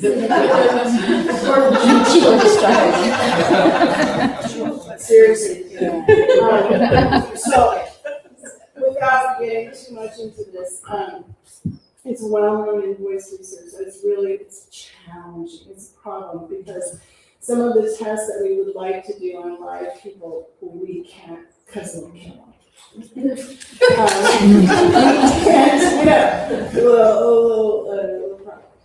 We also can't do those things on cadavers because it lacks ecological validity. It's a dead body and it doesn't function the same way when we're alive. So this is a challenge. Okay, fine, challenge. Knowledge of muscle fiber types in the voice is still being researched. So that is very true, and I want to make sure I say that today because I have some other slides about muscle fiber types, but it's really important to remember that we can't always make direct connections. The voice is really interesting. Most of the muscle fibers in our larynx are fast response and fast fatigue. So we got all these different muscle types in the body: fast response, fast fatigue, slow response, slow fatigue, and then some really interesting muscles that do a little bit of both. So the larynx is mostly made up of fast response, fast fatigue muscles. Okay, so this is another thing when we're educating people about, I can't go for a 3-hour performance after I've been teaching because these muscles fatigue rather easily, more quickly than the large muscle groups we have in our body. So we're still looking at how that relates to voice. Vocal fold mucosa, I love Marcy, she introduces another complex variable. Very, very diplomatic of her to say that. What that translates as is some of the most important research on voice physiology happened in the 1990s, spearheaded, not alone, but spearheaded by Ingo Tietze. And this is where we've gotten some of the most amazing discoveries in how the voice behaves. So what does that mean to low-level teachers? This is why we say sometimes belting is not about just pushing your chest voice high. It's about using the acoustics to make it easier for you. What do we have to thank for that? A lot of research on vocal fold mucosa. So vocal, and if you want to learn more about it, come to Santa Discovery. I'm going to be talking about that in about 2 days' time. But vocal fold mucosa is different from muscle fiber and basically creates its own standing waves and has a lot of interesting effects on voice. So she's right about that. We can never just go start talking about muscles without considering the mucosas. It's another challenge to taking kinesiology as a 1-to-1 ratio. Occupational voice requirements differ widely among individuals. I think that does not need any explanation. But nevertheless, exercise physiology research, especially in the areas of strength and risk resilience in athletes, offers potential parallels for us. And this is so we have a PhD, Mary Sanders, very cautious. She seems very cautious about this in the reading that I've done of hers. And I've been following her for a really long time because I've been excited about this research. Marcy's a little bit less cautious and says, as long as we keep these caveats in mind, we can still learn an awful lot from exercise physiology. And I probably don't have a slide on this, but I'm just going to mention Aaron Johnson, who's been doing this muscle fiber research in New York, has teamed up with a dear friend of mine, Edie Hopner, who's a very well-known voice therapist in the United States. And they developed a voice training program for elderly people called Forte, spelled with a PH. Get it? PHORT. But they are they're training practitioners in this because what they started to see was that, and we're talking elderly, I think they define as over 78 maybe, but people who lose their spouses, my mother's husband just died, for example, and I'm already seeing her voice is getting weak. Why? Because she doesn't have anybody to talk to. Right? So they're starting to see that, and then they see that again, a spiral. So, you've got an elderly person who's been singing in their church choir for 40 years. It's the most important thing to them in their weekly schedule is their socialization. They go twice a week, go to rehearsal, they go to sing choir. And suddenly something happens and they're just not using their voices. There's nothing wrong with their voice except maybe a little presbyphonia, fancy term for elderly voice. But they're not using it strongly, so they're losing it.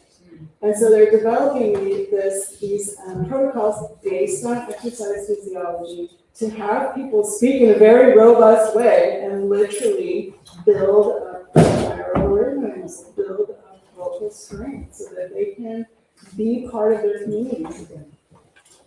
So 5 principles from exercise physiology, these are kind of the classic ones: intensity, frequency, overload, and specificity. So intensity is muscle load during training. Frequency is just how often you do it. Overload is a really interesting thing. I'm not going to say a lot about it, but I do want to mention this is an area that's got a lot. This is what's behind Forte, for example. But we, as Amelia kind of said, we have to be careful. It's like, what kind of heel height should I wear? Because there's so much that goes into this. So Forte, okay, I just need to start speaking louder. Not necessarily, right? I just need to tax that muscle. Not necessarily. And so be careful with that. Literally, this is a true story. When I was a very young teacher back in the previous century, and I had my first really teaching job, I had a beautiful studio with windows on the second floor, and I heard screaming, like serious screaming. And then I realized that screaming was like a chant. It's like, scream, scream, pause. Scream, scream, and then pause, and it got louder. And I looked outside, and I saw this man in a tweed coat standing, and the students were lined up here, and they were lined up here. And he would scream at them, and they'd scream at the other team, and he'd run over and scream at them. He was the speech coach. This is true story. And his idea was that they needed to build up their muscle tissue in their voice in order to speak more strongly. So we had words. Well, really, I was like, because really, do you want to be responsible for someone having a vocal fold hemorrhage? Because if that happened, they could easily directly tie it to this activity that they feel required to do because it's part of the class. So we had a vocal health intervention and start doing that. But so this is why we have to be careful with this idea. Specificity I'm going to talk about, which means train muscle specific to the endeavor. It sounds easy peasy, but it's kind of interesting when you look at it. And then mostly we're going to talk about the reversibility principle. So task specificity. If you want to learn to sing softly, you have to practice singing softly. Duh. Right? What does that mean? Well, it means what I said, like if you wanna do this, you have to do the exact thing. You also can't practice like talking to singing, because talking and singing are two different things. But I love this idea. This is called the SAT principle from exercise physiology, specific adaptations to imposing. That's like a law in exercise physiology. Everything is guided by that.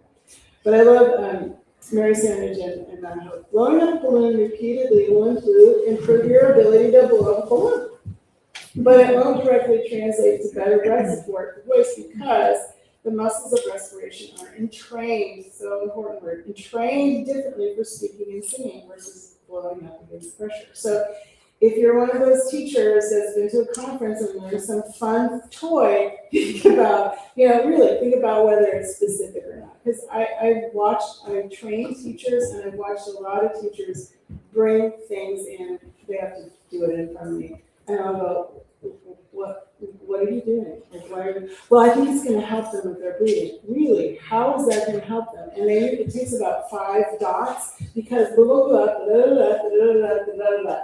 And I'm realizing that doesn't comport with the specificity principle. So if you want to teach people how to use their muscles of respiration, we want to teach them to do that for the singing task. And now that we're kind of big tent with different singing styles, right? So some of you in the room, who knows this term tracheal tug or tracheal, right? Okay, great for classical singing, right? Super great. Not great for people who sing contemporary. They don't want that, right? Because tracheal tug actually lowers and opens your larynx, and that's not a position that you want to sing from both. So even certain breathing techniques are going to need to be very specific to the kind of singing that we want to do. That's just the specificity principle. And that's all I'm going to say about it. But I want to talk about reversibility, because this is the one that really speaks to me. The use it or lose it principle. In kinesiology, it says fitness achieved through physical training is lost when you stop exercising or stop significantly doing your previous work. So let's think back. Does this transfer to voice? I think so. So I'm hearing the singer who calls me and says, I'm worried it's not the same. What's not? My voice isn't, I was on tour, or, I had this contract, or I was, even just people out of graduate school are in really tip-top condition. And I always warn them, be careful this summer, you're going to turn around to the August, and you're going to realize, oh my gosh, it's been 3 months since I gave my graduate recital. And you're going to fall out of fitness really, really quickly. So it's not the same because I've lost, it's the reversibility principle. I've lost this time. They call it detraining in the literature. So the use it or lose it principle, it's also called detraining. Now here's what's interesting, I think, about what we're talking about today. The higher the ceiling, the steeper the drop. The higher you fly, the quicker and further you fall. So I'm going to tell a story. I had a colleague who shared a studio with me for a short time, truly a bona fide opera star. So at that 1% level, we're just singing all over the world all the time. So fabulous vocal fitness, no question.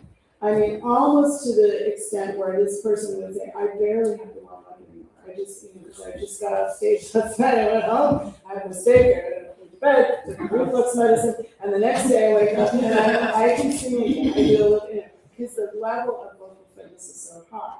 So because I am a colleague at our voice center who's very worried, he called me up and said, I'm really worried about my voice. What's going on? I said, well, I got really sick and it's been 2 weeks and I just feel like my voice is completely changed.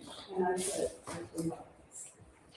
the higher you fly, the further you fall. Highly fit people decline faster in fitness parameters than untrained or even recently trained people because they simply have more tools. They also notice it. So, but the good news is they can get it back just as well. So it's this kind of weird phenomenon. But it's something we have to think about. Sandra Hope mentioned once you are trained up, it's easier to stay in shape than to get in shape. Okay, so I want to talk I want us to end with this. How do we get this back? So it's some really good news for us. So acute loss of practice would be a few days, or like my friend, up to a week or two. You know, you're fine. You'll be fine. You got to get over the sickness. Don't push it. You'll be fine. Don't worry about it. Right? 1 to 3 weeks off. Then we're going to start to worry a little bit, and more than that, we're going to worry a little bit. You've got to ease back in. You can't just sing, literally sing Wagner, you know, which is what was happening for that person. Ease back in with short daily practice time. So I started kind of devising these routines for my clients, and that's what I call them, practice times. Chronic loss of practice, this is our singer sadness or our singer spiral, months or even years. Same prescription. You've got to ease back in with practice times. Okay, so what does that mean? Research from cognitive science tells us that little snacks are better than one large practice slog. It's called distributed practice in motor learning. If you're interested in that, I wrote all about it in my book that Pamela kind of mentioned for me. Another really interesting thing, I call it skipping the saggy middle. More practice is often not better for all kinds of reasons, like injury, for example. But research in motor learning shows that people really do really well at the beginning of the practice and at the end. The beginning because they're fresh and they just started and their minds are, you know, and at the end because they know they're ending. They're like 2 more minutes and I'm gonna go to lunch, and then they kind of give it their best. So there's a sort of saggy middle. Well, let's just skip that. Let's just not do that. Let's just have a short enough practice session and it's kind of all good from beginning to end. Sounds good to me. Trained muscles, remember, this is the hugest stuff. This is really, really new. Look at the date on that paper. That was a landmark paper. 2018, y'all. That is not that long ago. So and from there, this research has just exploded and taken off. Our muscles remember, and it isn't just a neural pathway remembrance. So this goes back to studying those muscle fibers. And this is the caution from our friends who actually do this, that we have to be careful when we talk about laryngeal muscles. But still, there's some very exciting news about how our muscles change at a molecular level when they are used to being trained. So what are we to make of all this? Research suggests that prior training creates a biological foundation that makes regaining it to peak fitness a lot easier. So what it means is, if you're a sad singer, if you're a singer who used to sing really well, and because of life circumstances, okay, we're not talking about injury, right? Remember that. We're not talking about extraordinary. We're talking about kind of the normal thing that happens to a lot of singers. You can probably get it back pretty easily. Didn't say quickly, but pretty easily with the right regimen. So this is a quote from another researcher. A positive finding for those who need to take time off for whatever reason. You can rest assured that your muscles will readapt readily. Also, please remember, we're not talking about the so-called recently trained. We're talking about people who achieved, like I did in my career, a certain level of vocal fitness where I was singing really, really well. And then I noticed things started to change because the kid, and then the second kid, and then the dog that had diarrhea, and then the mortgage, and the tenure track job, and all the things that started to happen to us in midlife.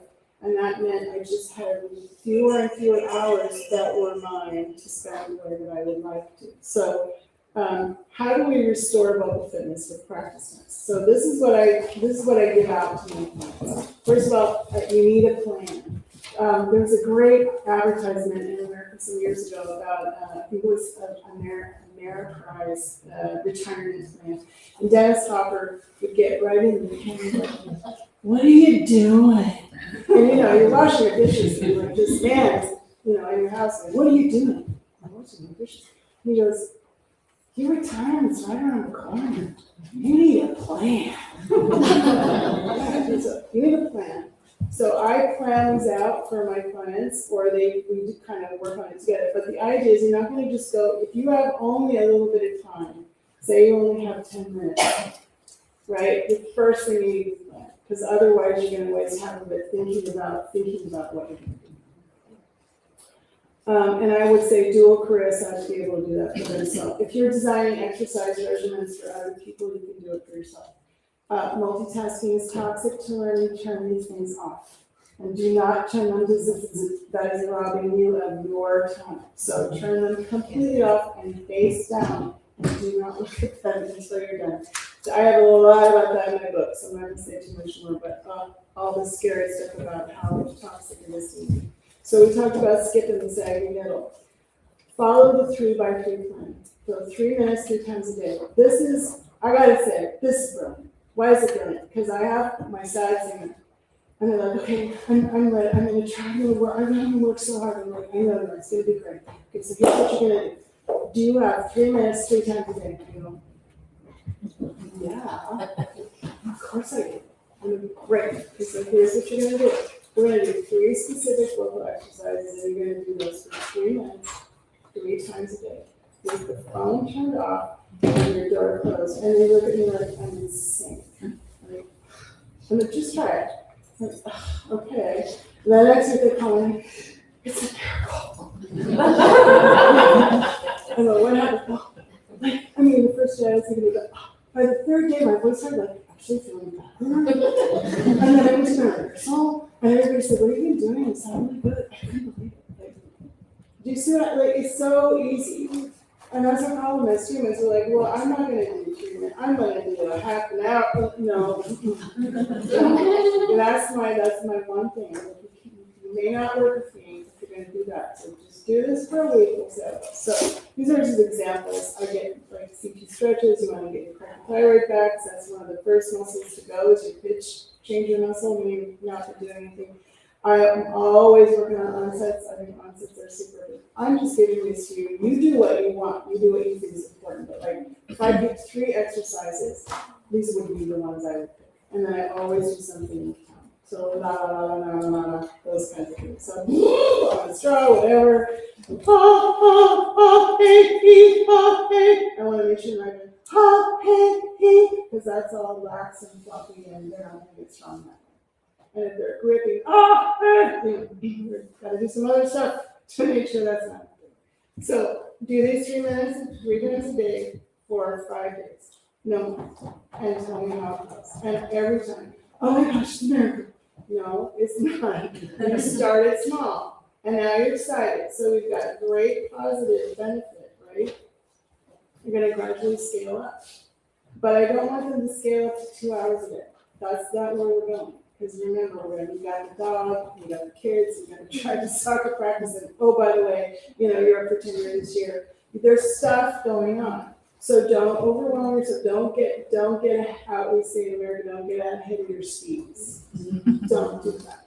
We're going to stay in a reasonable place. So if I get them, these are my people who are working at top level, they're still traveling, still staying energy, right? So it's, can you do 3 times a day for 30 minutes? And by that time, we've worked up to it. And they've kind of got their routine down. They know to turn things off. They know to put a sign on their door saying, don't bug me. So crisis in the performing body, what are our solutions? I love this book. Crisis is not something that embodied subjects feel. Right? It stinks. It stinks to feel this thing.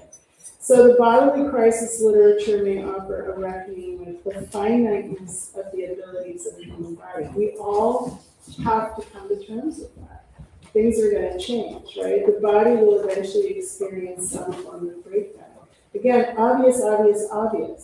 But I'm thinking back again to the classic things that this cohort will say to me when they first reach out. And it's some form of things have changed. Things are not the way they used to be. And I still say this to my students all the time. Remember that weird is not necessarily bad, right? So they'll try something completely new and go, so what do you think? What do you think? And they'll go, it's weird. Oh yeah. But remember, weird does not mean bad. Weird can just be weird. Weird can just be that is a different sound I've never made it. Great, it's weird. Let's just stay with that. Right? So change does not necessarily mean it's bad. But let's, and I've also had people say, I don't think my voice is ever going to be the same again. Okay, well, when do we want to get back to? Literally, I'm 37 years old. I just had my second child, and I want to be able to sing when I was 25. Really? Really? I don't think that's a realistic expectation, but it doesn't necessarily mean it's bad. Think about all the things that you know. Think about all the things that you are able to now do that you weren't able to do at 25. So it's this idea, I think, of embracing change, but also understanding in this body crisis literature, there's something very specific to us who use our bodies in this way. This loss and this change can be really, bringing right into existential crisis. So it's not a small thing. But as I say, happiness, it's also a prelude to new beginnings. So with that, I just want to, and again, for my article, for my most overwhelmed dual career clients, my prescription of 3 3-minute practice snacks a day is eminently doable. It's so doable. It often leads to surprising results in as little as a week and builds further confidence, gets them back in the game, and that's highly beneficial to their mental health. So with that, I want to thank you for your attention.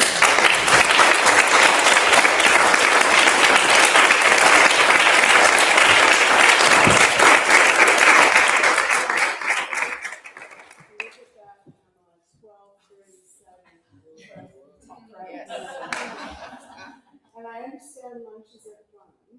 So my feeling is we do not need to talk until 1 o'clock. Why don't we have a little 5 to 8.5-minute chit chat time? And if people feel so moved, we can keep going. But we ended a little early. So any thoughts from the group? I had one specific thing about, and it's common just because I knew the US system a bit, but I know the UK system, and I've written a course, an accredited course for healthy singing for classroom teachers in the UK. And it's interesting, I've delivered it quite a few times. It's delivered by the Royal Ballet and Opera, and they have the ability to capture data and get survey responses. So what we found is the number of teachers in this country who've said, particularly in the primary school demographic, have said they're actually trained to put their voices up here in the frequency of the young people. So when I'm advocating for exploring that, they're saying, we're actually told not to, but they're still in vocal crisis. And so they're grateful for what I've said to them, and they say if they had a choice, they'll still choose their own vocal health. So I would say, just as an awareness thing, if anyone's working with that cohort, to be aware, they might not tell you that, but they are actively told to do that, and to bear that in mind if you're working with them, and maybe challenge them that they have more agency than they think they do to look after themselves. All right, so that's an important point. I want to say that. So I'm going to grab a page here. That's A440. So that's A440, right? So when the string player comes out, what's the string doing? What does 440 mean? Vibrating how much? 440 times per second. Oh, what am I looking for to do? Vibrating 440 times. That's what people don't understand. Yeah. Okay, so generally speaking, our male and birth colleagues who are still speaking down there are banging their vocal cords together half the time that they're female. Right? Which is why we're at higher but we're at higher risk for so-called mucosal disorder. We're just banging our vocal cords together twice as often. And the higher you're pitching it, the more ego causes collisions. The more collisions are happening. And then when you're competing with little kiddos who are speaking in that same frequency range, and like I said, in this location, if you're in a gymnasium or somewhere where there's a lot of reverb, the lumbar effects, I think everybody just starts speaking louder and suddenly you're in crisis. So, lots of vocal education that needs to go on, for sure. All right, other thoughts that people are dying to.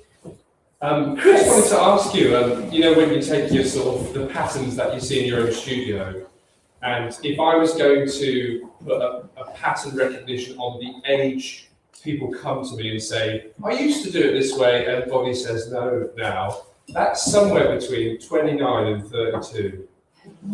Just turning over 30, yeah, for anybody who comes in and they say, I just haven't changed a thing, no children, no nothing. I wondered if there was anything in the literature that talks about how that might be a thing. I know I felt like crap when I turned 30, but I'm sure that's just me.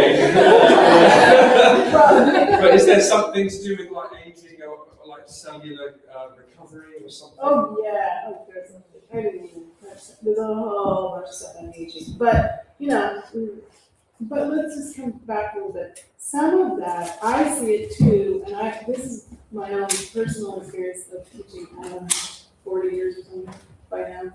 And actually Marcy writes about this, and she writes about, there was one study done with dancers, and it shows the most dangerous time for them is this transition from the end of school to professional work. Now, again, and I just, when I saw that, because I've been cautioning my students for years, I'm like, the most dangerous time for you is if they don't go to a summer program, it's the summer. Because they just, even undergrad, grad, I don't care, my doctor, like all 35-year-olds sometimes, because they've got other issues.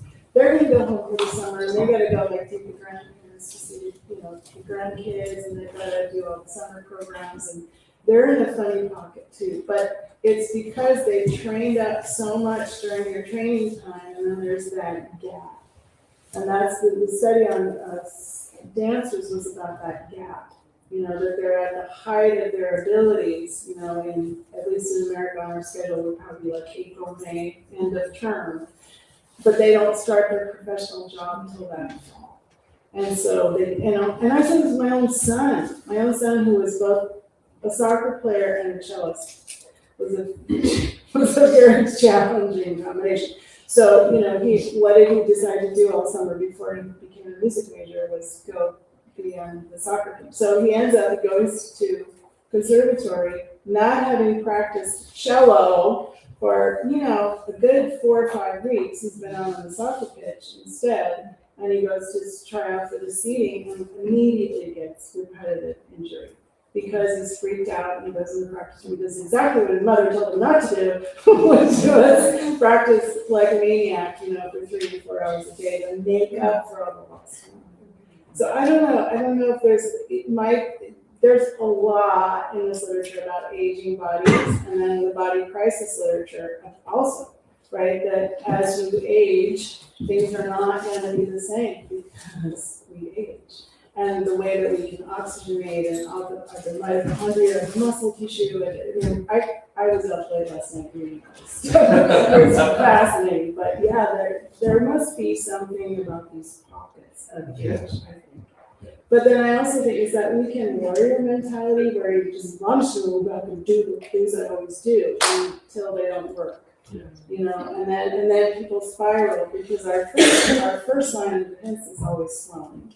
That's the first thing. And so who knows what is the most common, symptom that people present in the voice clinic.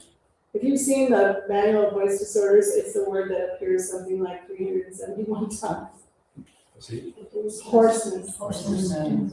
That's the number one, it's the number one, symptom with everything that goes on. Not people, but hoarseness. So it's the first thing we notice in the ovaries. John?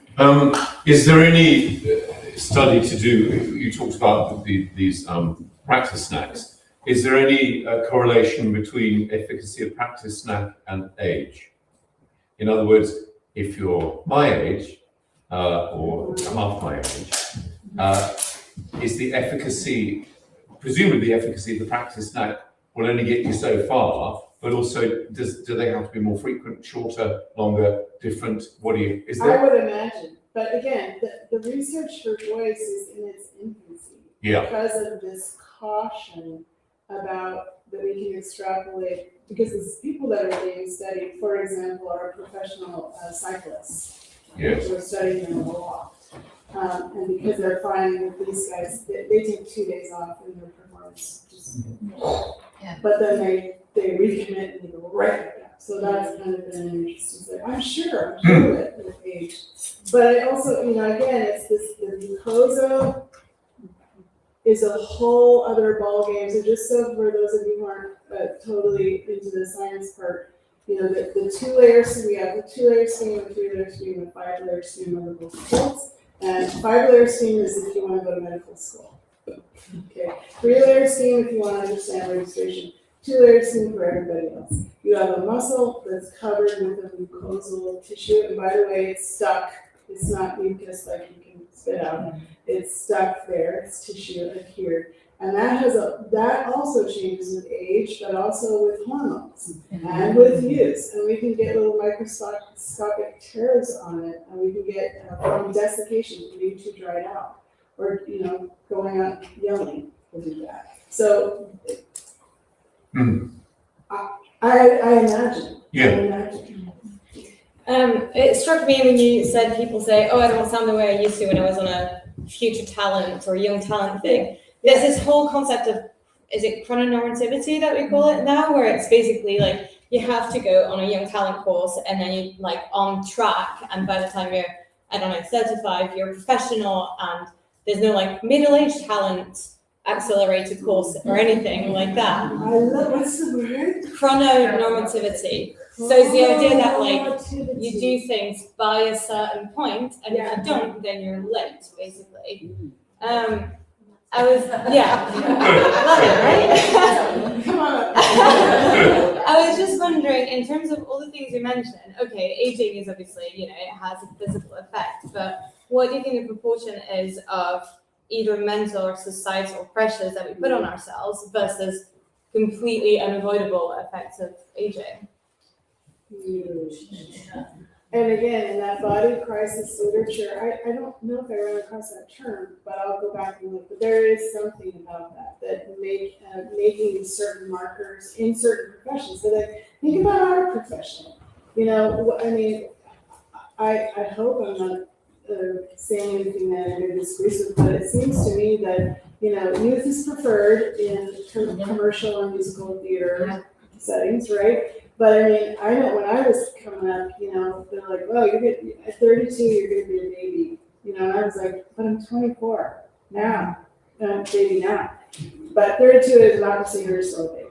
So they're different, And I know someone who had a great ballet career and retired literally at 32, because that was just the trajectory of that career, and it was just done by 32. So there are obviously different markers. Wow, that's fascinating. And I think, societal expectations can be really difficult. The person I was thinking of whose partner was upset that he would agree to bedtime stories, that was a difficult relationship because it had taken him so long for his career as an opera singer to really turn into something, and the partner, the wife, had been through the ups and downs and the doubts and all that, and finally at a place where things were really happening. But he was in his early 40s by the time that career really took off. And you talk to opera singers, that's another thing you hear about is like the loss of relationships and the family, the parents are like, when are you gonna get a real job? And so there's that normativity too. I love chrononormativity. Oh my gosh, I can't hear that. I love it. All right, what else?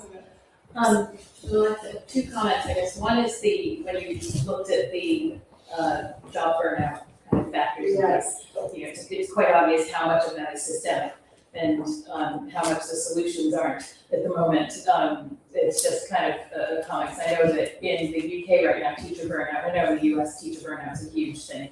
And here, sort of active support for teacher burnout is things like sessions of CBT, like to better cope with your burnout, I guess, or better cope with the conditions you're working in, but no changes in the conditions. So there's a lot of that. I know that in AT we started, there's an Athena's Law Charter, and I led one of our institution going on to it, and one of the things we have to do is a self-assessment of things, and it's a gender equity charter, so creating gender equity, but what came out on the top of everything was the burnout and the working conditions that created the burnout. Yeah. And also that it was a very gendered, outcome in that Unfortunately, situation, yeah. Yeah, And then the other thing is, I just had a question in the research. There's a lot I'm seeing sort of in these papers that seem to imply also at the beginning of the training level to break up practice more, because our sort of model conservatory musical students are 3-4 hours in the practice room at a Yeah. time, and that's the dedication. And Yes. that's like, we have this cultural, yeah. but I kind of wonder what the science is that shows how that affects it at the other end. Like if we have someone who trained in this distributed practice in this way, would that actually increase the muscle resilience in the structures at the end of that as well? So That research is very clear. Yes, and that, you're not going to talk about everything, right? But a huge part of what you're talking about is rest and recovery. So there's been a lot of research on that, that we are also need time for rest and recovery, and they will perform better. So the research on distributed practice is super clear, and it's terrifying for our instrumental colleagues to focus on. I literally had, I don't know if you're out there listening to me, but she literally said, like, she's a pianist, and she read my book, and she's like, don't tell my students about this distributed practice. They're not gonna get anywhere if they don't practice 6 hours a day. And, I mean, that is that mentality, right? It's sort of similar to, I don't know how it is here, but in America, for years, there was a badge of honor for people who went through medical school and then did their first internships, and they would work these ridiculous hours and 4 hours of sleep. And these early days of sleep research, they were trying to prove how ruinous this was, not just for the intern, but the people they treated, because they were making really bad decisions.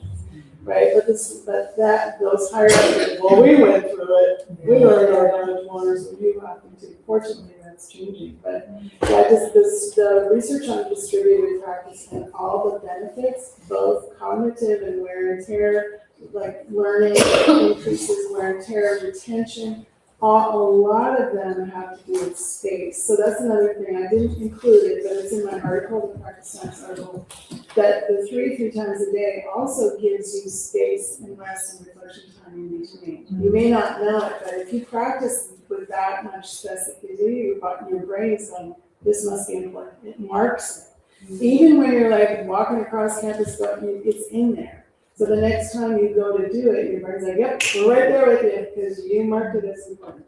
So there's the literature on motor learning on the benefits of distributed versus massed, and I think it's up here. Brian Mantronock also wrote a really nice article on that, and used my word practice notes on that very same thing. So it's just going to have to be a culture change, I think. But I think singers are already there because we've experienced what it's like to overdo. But our instrumental colleagues could really use, I think, some just a cold, hard look at some of this research. I think it was interesting, as a concentration aspect of it too. Yeah, it's the rest, it's rest of the brain. I think there's lots about interval training and cross-training in sports. Yes. And presumably that translates super well to the Yeah. larynx, but not specific. There's less specific research about because of what you said about Well, invasive. Marcy mentions in this article, that you can take cross-training only so far.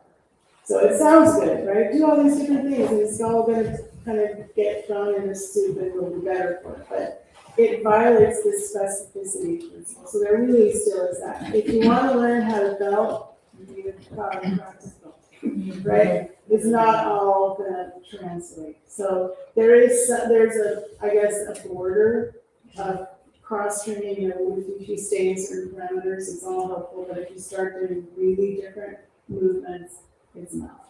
That's what the research says. Can I just mention something? Is with this business of doing the 3 minutes of each breath work thing, I think that it's not a negative thing that I'm feeling at all. I think it's really positive because I do that with my students. I say, you don't over practice, but they feel guilty if they haven't done the practice that they need to be doing, Do you know what I mean? And I think that sometimes they don't Really? cope Are very you a well voice with that. teacher? I'm a This is a singing voice? teacher. I'm a singing teacher. But I think it's depending on the age of the student. Well, okay, It let's varies go a back. bit. So your point is that people feel guilty when they don't do enough. When they feel if they're being given less to do So that sort of remember practice. though, that my 3x3 is for people on the opposite end. It's not for people just starting. No.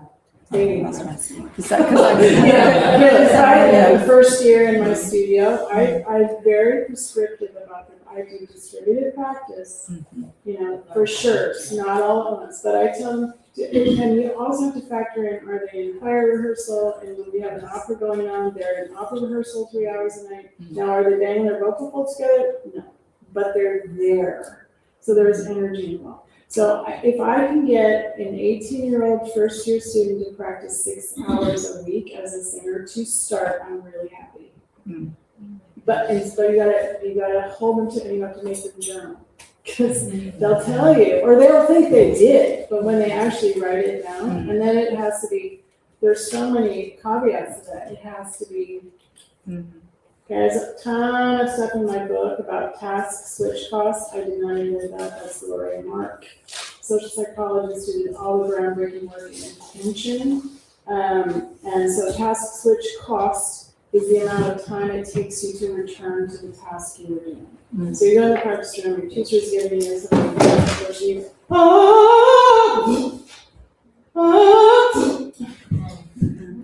no, I'm not going to eat lunch because. Okay, where was it?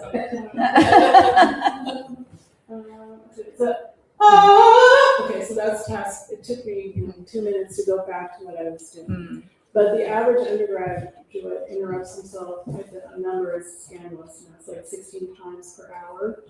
So, and then the learning is not just, it's not like you're just treading water, the learning actually gets. So I would be, you know, if they're guilty they're not practicing enough, I don't talk about the quantity. I am so interested in the quality. So you need a plan, it needs to be pristine, turn these things off, and if you can't, I say that if you literally can't do that, then lock it in your car.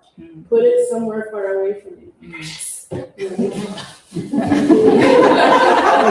I mean, I'm the same way. I love them. But you know, I really wonder about people who are always I practice 4 hours a day. I'm like, how much of that was really? It takes a lot of energy to focus like that for most humans. I'm understanding it's 2 minutes before lunch, and I'm feeling the lunch energy. So I want to thank you all for your time. It's really wonderful to speak with you all.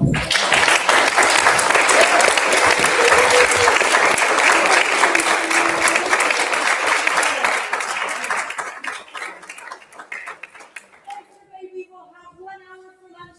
Thanks so much, and welcome back to our afternoon session. I am so pleased to welcome our next speaker. You've heard of her already. It's Jenna Brown. She is the 2026 winner. That's this year of the British Voice Association's Van Lawrence Prize for Outstanding Voice Research. She is an ESRC funded researcher at UCL Institute of Education. And her research is phenomenal. I was with her last year, but she won the PBOK Award for Best Speaker. Unbelievable. I could go on and on. She's really proud. We're very lucky to have her. Please welcome Jenna Brown.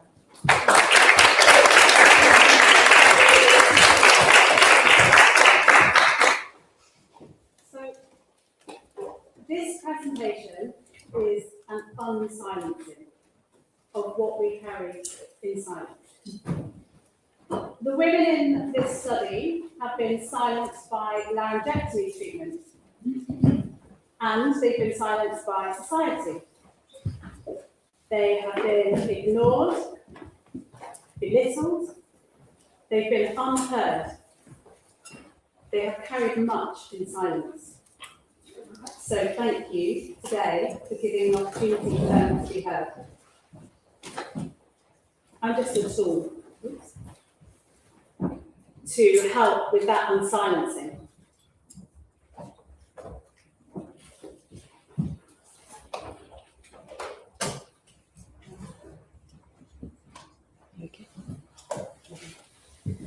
So let's start by hearing from one of the women in this study. This woman's name is Susan.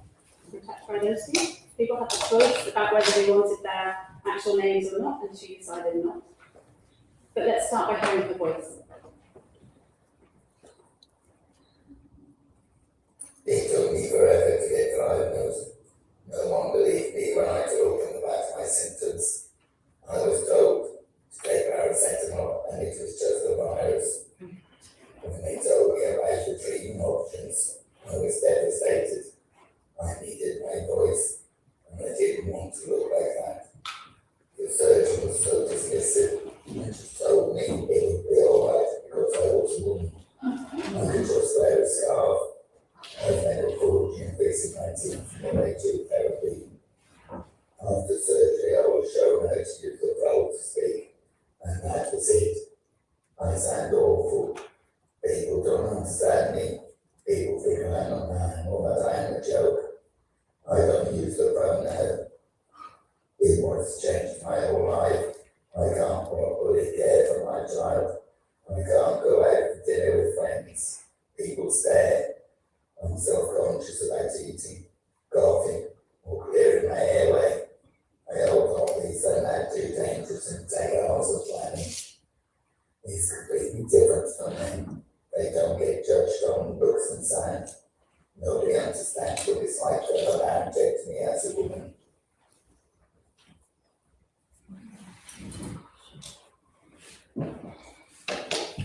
Judith's amazing. I'll tell you that her greatest hobby before she had laryngectomy was sailing. Obviously, once you've had a laryngectomy, if you go in the water, it's game over. She went back to sailing and is at this moment on a sailing holiday in Greece. Having a wonderful time. She's incredible. So in this study, I listened to the voices and the stories of 5 women who have undergone a laryngectomy. I wanted to find out what their experience had been like, what the support was that they had, what might have been lacking, what could we do better. And we wanted to think, is there anything we can do to fill the gaps in the treatment options, the rehabilitation options, and the general care? And specifically, we wanted to explore the power of singing and the role singing teachers might play in this space and in this relationship. How could we, as a community, support people who've had a laryngectomy, particularly women?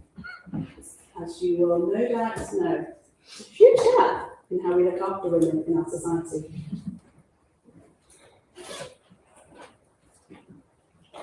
So, just a brief orientation.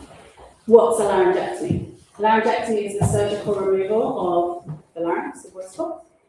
Usually it's to treat throat cancer. There are a few other illnesses that sometimes require it, or sometimes it can be a consequence of other surgery that may have complications, but generally it's for throat cancer. It's life-saving. It is the only way to save a life when the cancer is at that stage, but it changes every aspect of their lives.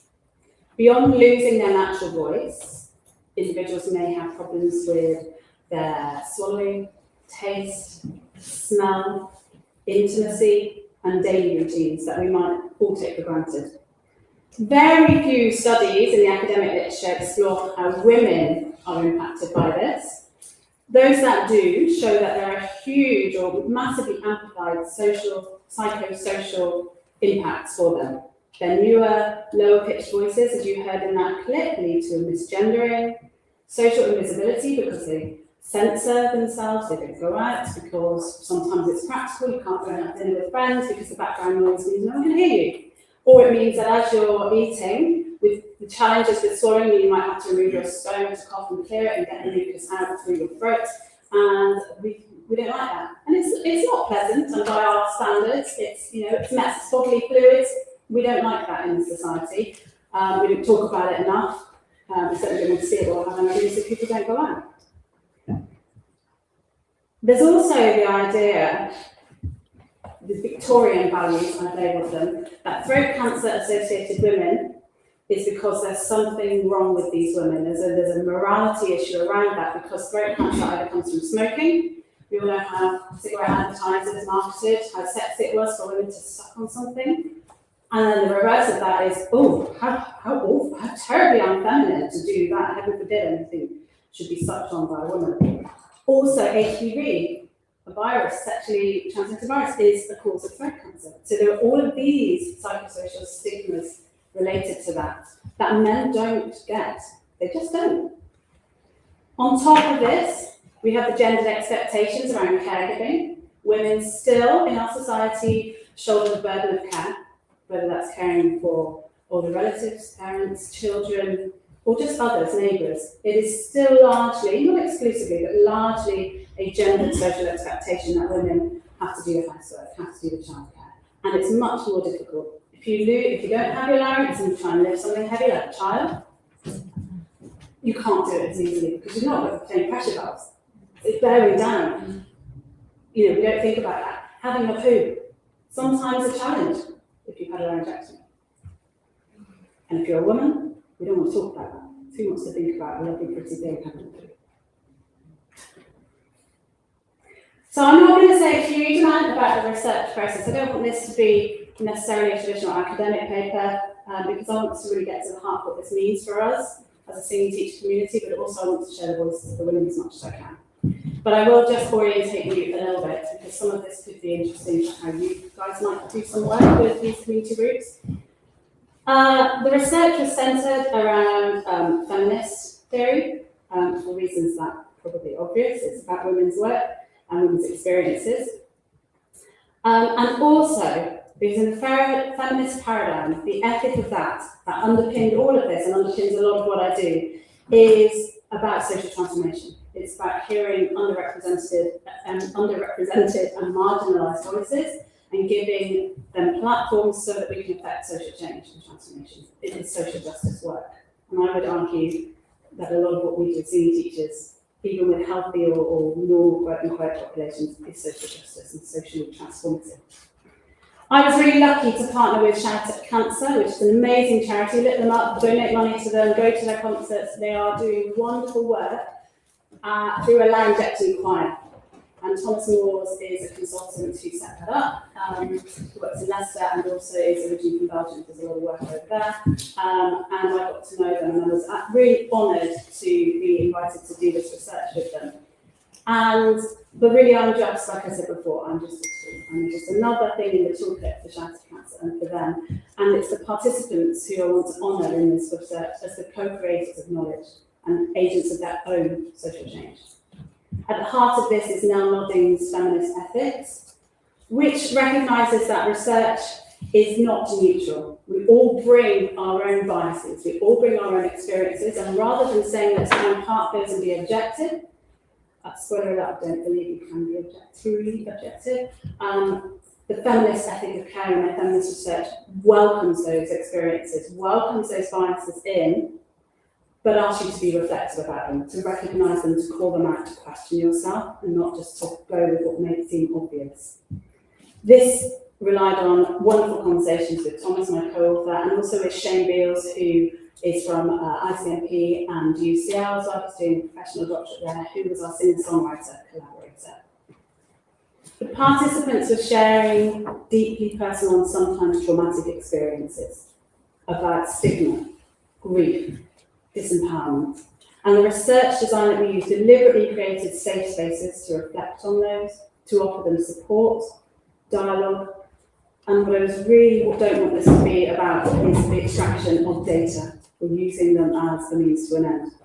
Despite the fact that I don't want a prize and it's been very useful for me, I realise the inherent contradiction in being a researcher, giving research and submitting things and that. But the feminist ethic helped me try and stay as close to them and their lives and their value in that as possible. So within that, we began with an arts-based workshop. This was partly for me to get to know them, partly for them to get to know each other and to explore how voicing can and cannot happen when you've had a laryngectomy. It helped us to generate some preliminary themes that I then used to design a fairly unstructured but a guided interview, if you like. Just having a little structure was helpful because it's quite hard to talk about these things. So this workshop helped me think about some of the things that might prompt them if they were finding it difficult, and also to know that there might be things that were off limits for me to ask in the interview. So it was really beautiful to do that work first, and I recommend the use of arts and music in that as a really levelling and equal and safe space creator.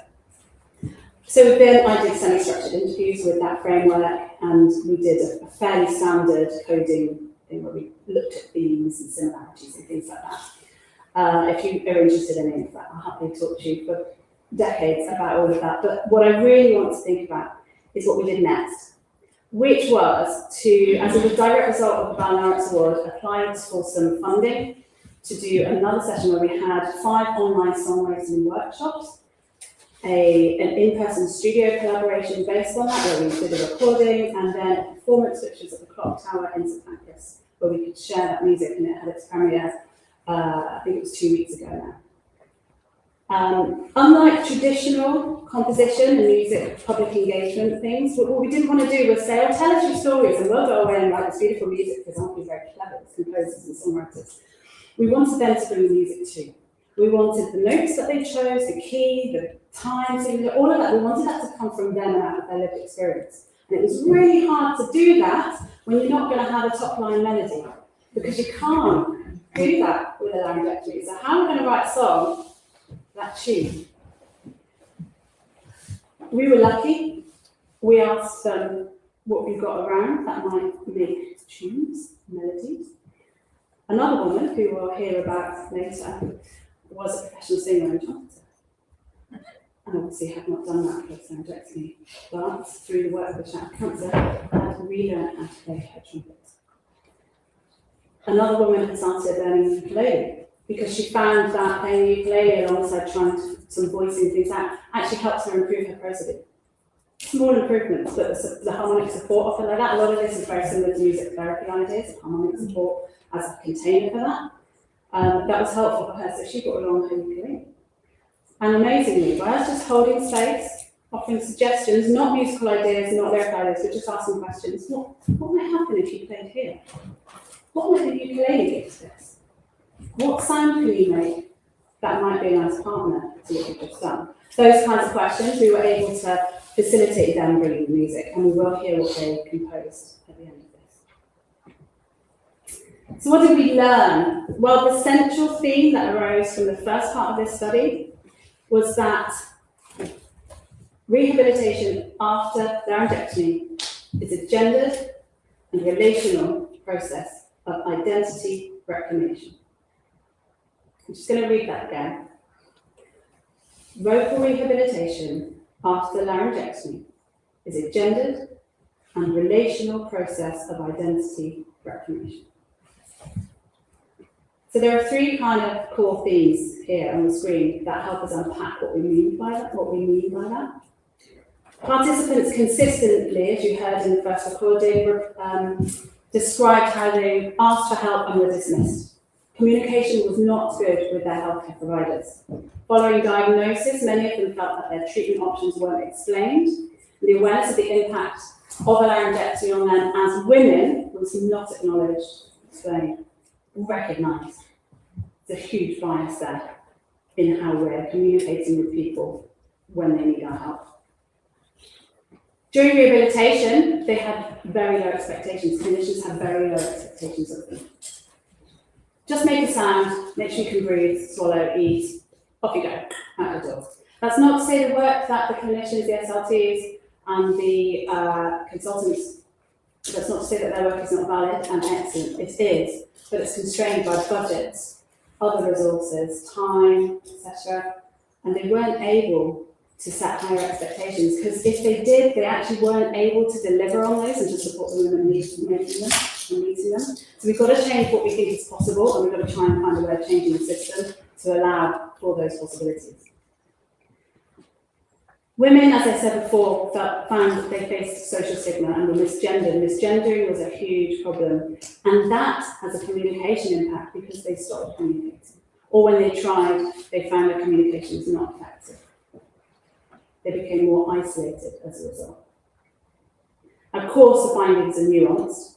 There were some professionals who were wonderful advocates, There were some family members of these people who communicated well and on their behalf. There were some singing teachers, some speech and language therapists, some choral directors who they knew, who helped them, who were a voice, who helped with that communication. So it's not all bad, but it's not as good as it could or should be.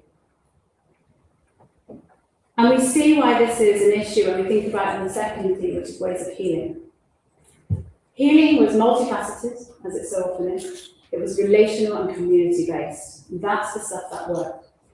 The rehabilitation, the immediate post-surgical stuff that they were given in the hospital teams was life-saving, was life-sustaining in terms of how to look after your stoma, how to clean the airway. But it wasn't really fully rehabilitation. It wasn't the whole story. And it wasn't community-based. It was individual. And that wasn't enough for these women. So the Laryngectomy Choir and other peer networks, faith groups for some people, family, provided essential supports that bridged the gap or compensated for the gaps in clinical care. And singing teachers was part of that picture. It gave them autonomy, practical learning, emotional support. And all of the women said that these kinds of detailed, slower paced experiences and fun singing experiences made a tremendous difference. So whilst acknowledging that the clinical team do wonderful life-saving work and are vital, we need to find ways of talking together and offering multifaceted, holistic, person-centered ways of healing that go beyond what the medical model can currently offer. And this is because of this third category, which is identity. The women all expressed that their voices were a marker and an expression of them, their identity, them as people. And in losing it, they all felt they lost an element of themselves. They didn't just lose their voice, they lost part of themselves. Although they put on brave faces, they got back on the water, they learnt the trumpet, they would say, yeah, I'm fine, I'm not dead. Got a laugh, haven't you? I sound like a man, what else can you do? We have to understand that this, as wonderful as that stoicism is, it's a social expectation we have on women, that they just, ironically, man up. And actually, often, them doing that, feeling that they need to do that, meant they didn't ask for the help they needed, that they didn't get the help they needed, that they didn't access things that they might otherwise have access. So we need to think about how we as a society respond when people are unwell, when people are going through difficulties. Are we telling them to pull themselves together and get on with it, even if we're not directly saying that? How are our behaviours, non-verbal as well as verbal, reinforcing that kind of stoic narrative? And maybe that's not helpful. When given a space for themselves, when they didn't have to step up and just cope, when they were welcomed into a singing space, whether it was a lesson or a choir, we saw that voice, gender, and grief were interwoven, but could be, to some extent, healed through that recognition that they got in that singing space. So although voice loss disrupted their social and gendered identity, and there was grief accompanied with having to navigate all of this, grief that extended beyond the simple idea, or not so simple idea, but beyond the obvious idea of being faced with one's own mortality and inevitable death through having a cancer diagnosis.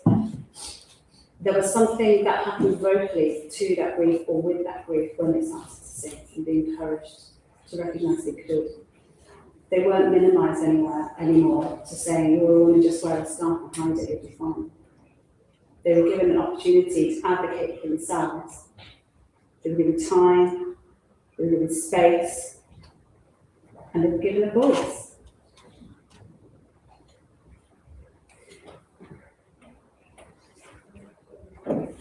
There are obviously implications that I've touched on for the multidisciplinary team. Laryngologists need to be more aware that there are very particular challenges for women who have a throat cancer diagnosis and a laryngectomy treatment option. SRTs need to know that the necessarily low expectations that the system forces on them, because I'm sure none of them choose to have low expectations, they probably wouldn't be doing that work if that's who they were as people. They go in to want to help, right? But they need to recognise that the system is working against them and And so we've got to start having more conversations, more open conversations with other practitioners outside of healthcare as well. We have to recognise that we need more multidisciplinary approaches at training level, practice level, at all levels. And for singing teachers, the findings of this study emphasise the importance of our role as part of that multidisciplinary team. It might be hard to make those connections at sometimes, and I've experienced it myself through voice rehabilitation. You might feel like an inconvenience to the clinical team, but you're vital. Even if you're not doing this work in a clinical setting, the space, the time, the care you give to hearing another person's voice and helping them to use it in whatever way they can, however that looks, that is vital, powerful, necessary work, and you're all doing wonderful things.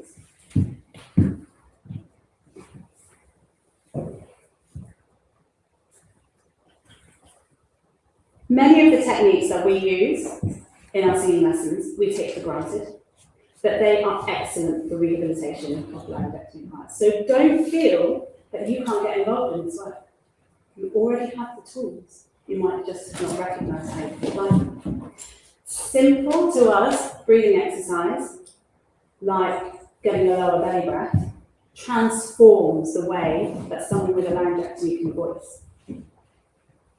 For women in particular, it gave them much more prosody, gave them more volume, gave them access to, I mean, it's subtle, but it did give them access to a slightly higher pitch. And whilst our ears might not necessarily pick up on that, they felt it. We'll go back to some ideas we've heard earlier about sensation, placement. You've got all of this language, you've got all of these tools. Don't feel that this isn't work you can do. You absolutely can, if you have a heart for it. So what I'd like to do next is invite you to witness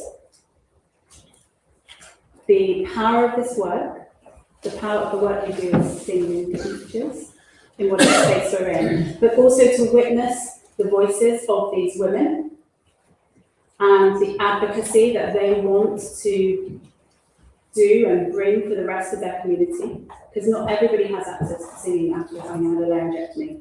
These people have said that they feel they've had a laryngectomy, they've had a very serious life-threatening cancer diagnosis, and they feel like the lucky ones. So I would like to invite you to witness in a moment by hearing the song that they created. I'm going to just play you a final message from before we hear that song, from Judith, who we heard from earlier, about what it's meant for her to be part of this laryngectomy client patterns project. I can't believe to have been part of this project. Research like this can change lives. It helps understanding. It shows what is needed. It shows what is possible. I once read somewhere, the human voice is the organ of the soul. I now know this is so true. I thought I would never speak again, but I do. I thought I would never sing it again, but I am. And now I know I can do anything. I am still me. So as we hear the song that they composed, there's a refrain, a chorus, and the invitation from them to you, through me, is if you would like to witness that by joining in and singing with them, you are welcome to do so. You might like to listen to it the first time and then join in those, it's entirely up to you. It goes, sail on, sail on. Should we just sing it together? Sail on, sail on. And if you feel so moved to witness with your own voice and join with them, then the invitation is there.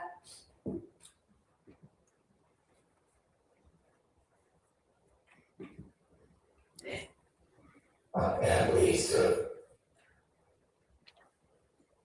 sailing through life. Sometimes the boat is on choppy, rolling waters. You've got to wear your life jacket, put it on, and not home till the sea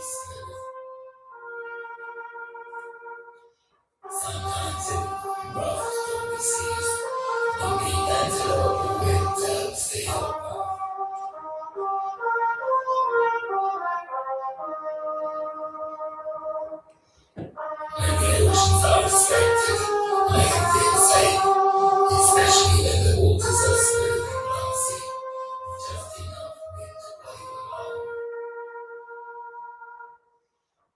Sometimes sad, but the journey is not over.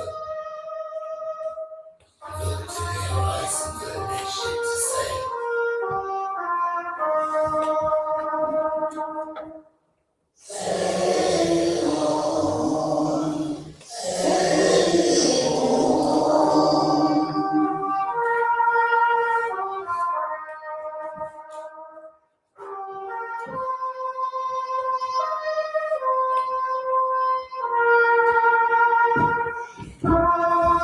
At the lake, it's more plain sailing. The wheels run out of steam. The waters are less choppy, and you can glide along and be free. If I had a choice, I'd definitely choose the lake. A life that would be much easier to take. The serenity of drifting on that boat could be harming and would help you keep afloat of all the struggles that we have to go through in life. So I think of calming water and music to take away the strife. Women and sunset hold me tight and not let go, so that I feel safe and don't feel I have to row. Sail on, sail on. I have a doubt. Where am I going? Where have I been? The stories I could tell, but I won't. Keep sailing. I'm on my journey, but a different one now. It's far from joyless. My voice is tiny and eating a trial. But so chaos can be across each mile.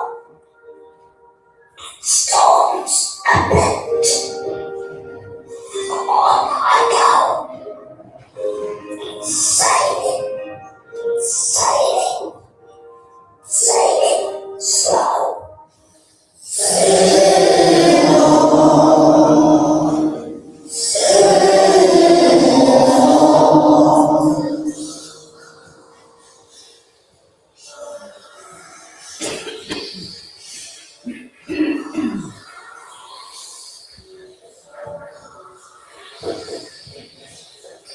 Tonight, I want to sail away to get rid of this awful day. Too many ropes binding me to the boat, but I know I need it to keep me afloat. The wind in the sails to heal all the ails, and the chance to just feel free. Even if it's just for a moment, a time to breathe, a time to see how to tack around these waves of life that just can cause you so much strife. But to come back out at the end of it, a feeling of pride, achievement, the best bit.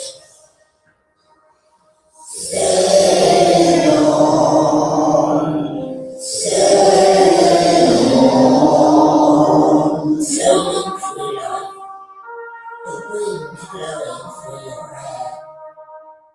If only I had that choice, but instead I had to use my voice. Yet even when I was very frail, I learned a different way to sail, with the support of the North, which was my family frame, and the others I met that had also been through the same. I may not sail in the exact same way as others do, but what I will just say is I know my way of sailing should never be classed as failing. Sail on, sail on, sail on.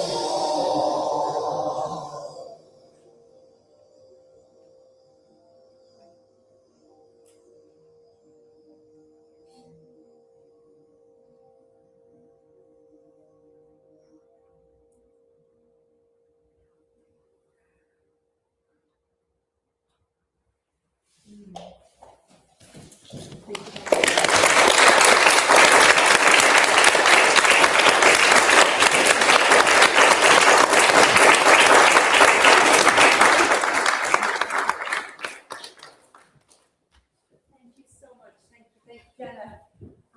We would like to just briefly reset, take 5 minutes to just reset the room slightly for our final speaker. Please take a moment to just stretch your legs. Also, I would like to point out in the program there's a QR code with our feedback form at the back page, inside the back cover of the program. We'd be so grateful for your feedback because it allows us to keep making the work that we do and making sure that we are meeting what needs you have in your own teaching studio. So see you back in 5 minutes.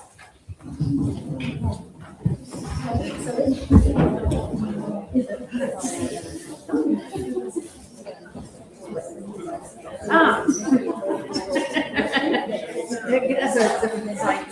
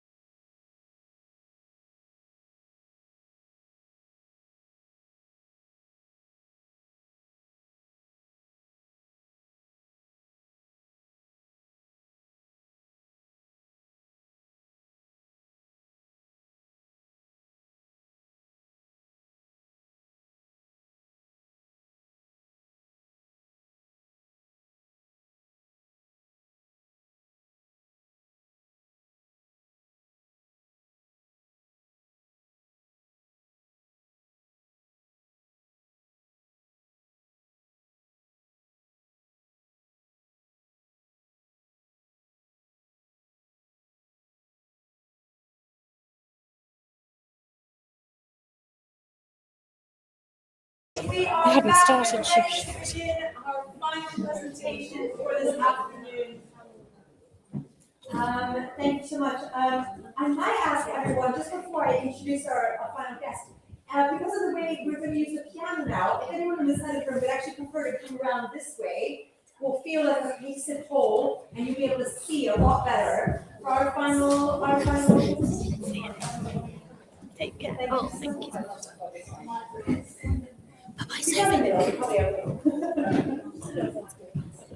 Oh, yeah.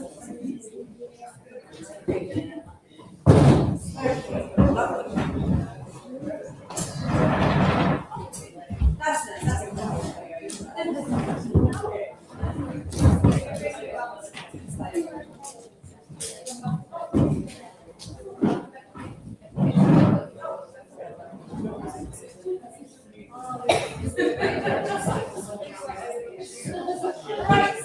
Thank you so much, everybody. It is my extreme pleasure to welcome our final guest, Omideyi. I have been hoping to do this for years. I made it happen. I am so excited to have Anna here today. She's an award-winning international choir director, currently director of the National Gospel Music Centre that's based at Liverpool Lighthouse, which is a national portfolio organisation from the Arts Council England. She's also co-chair of the Gospel Music Industry Alliance, keynote speaker, adjudicator, recently for Eurovision, teacher, all of that stuff, and also developer of gospel music into schools, which is the qualification in gospel music that we as published by Rock School. So we're very, very privileged to have her here today. Please give a warm welcome to Amelia Rollings. Thank you for having me, first of all. Thank you for staying. I know it's a Sunday afternoon and it's the end of the conference. I know that not everyone could stay, but thank you. I really appreciate it. Also, I was saying to Pamela, I come with a health warning today. I feel slightly bad because yesterday we had a really big show that we put on at the National Gospel Centre, put on at the Tunnel Auditorium. I'm pointing towards Louise because it's in conjunction with the University of Liverpool. And it was a big show, and I produced it and had, so like every bus stopped with me. And I'm sure everyone in this room knows exactly what that feels like. And not only that, I then directed 2 choirs and had solos and played piano. It's crazy. I don't know why. Once or twice a year, no more than that. So you get the pleasure/horror of the afternoon after. So we're going to see how we work this together. I'm going to hope that my 40% is worth it. So I was going to say a little bit about me, but we can skip that. It's always the boring bit. But I have. You. Okay, I'll just press the wrong button. It's going to be a lot of that today. Some of that might even be in the music. Okay, so, yes, all the boring books. My legal history, I used to practice law. I used to be barrister for like 14 years or something. They always say, you've got to say who you are first. But Pamela's done that, so I'm just going to skate right through that. And my really big message, this is what I've come to say. This is why I said to Pamela and Georgia, I'm going to do everything I can. I'm going to take 3 flights, 2 buses, and 10 trains to be here, because I just want to let you know that gospel music is for you. I think that, part of the biggest struggle that I have seen in just my travels around the country and even internationally to an extent is that there is a group of people who don't believe they are allowed to touch gospel music. I can see your faces. Some of you, by your expressions, may come within that category. So my job here is to disabuse you. I haven't used that word, but it's a good word, isn't it? And the first time I heard that was probably 20 years ago in court. Anyway. I'm here to disabuse you of that notion. Gospel music is for everybody. That's one of the massive things that we do in all my work, whether it's with National Gospel Centre at Lighthouse or Gospel Music Industry Alliance across the country. Everybody can access it. That includes you. If you needed permission, I don't think you did, but if you did, if you felt you did, you have it.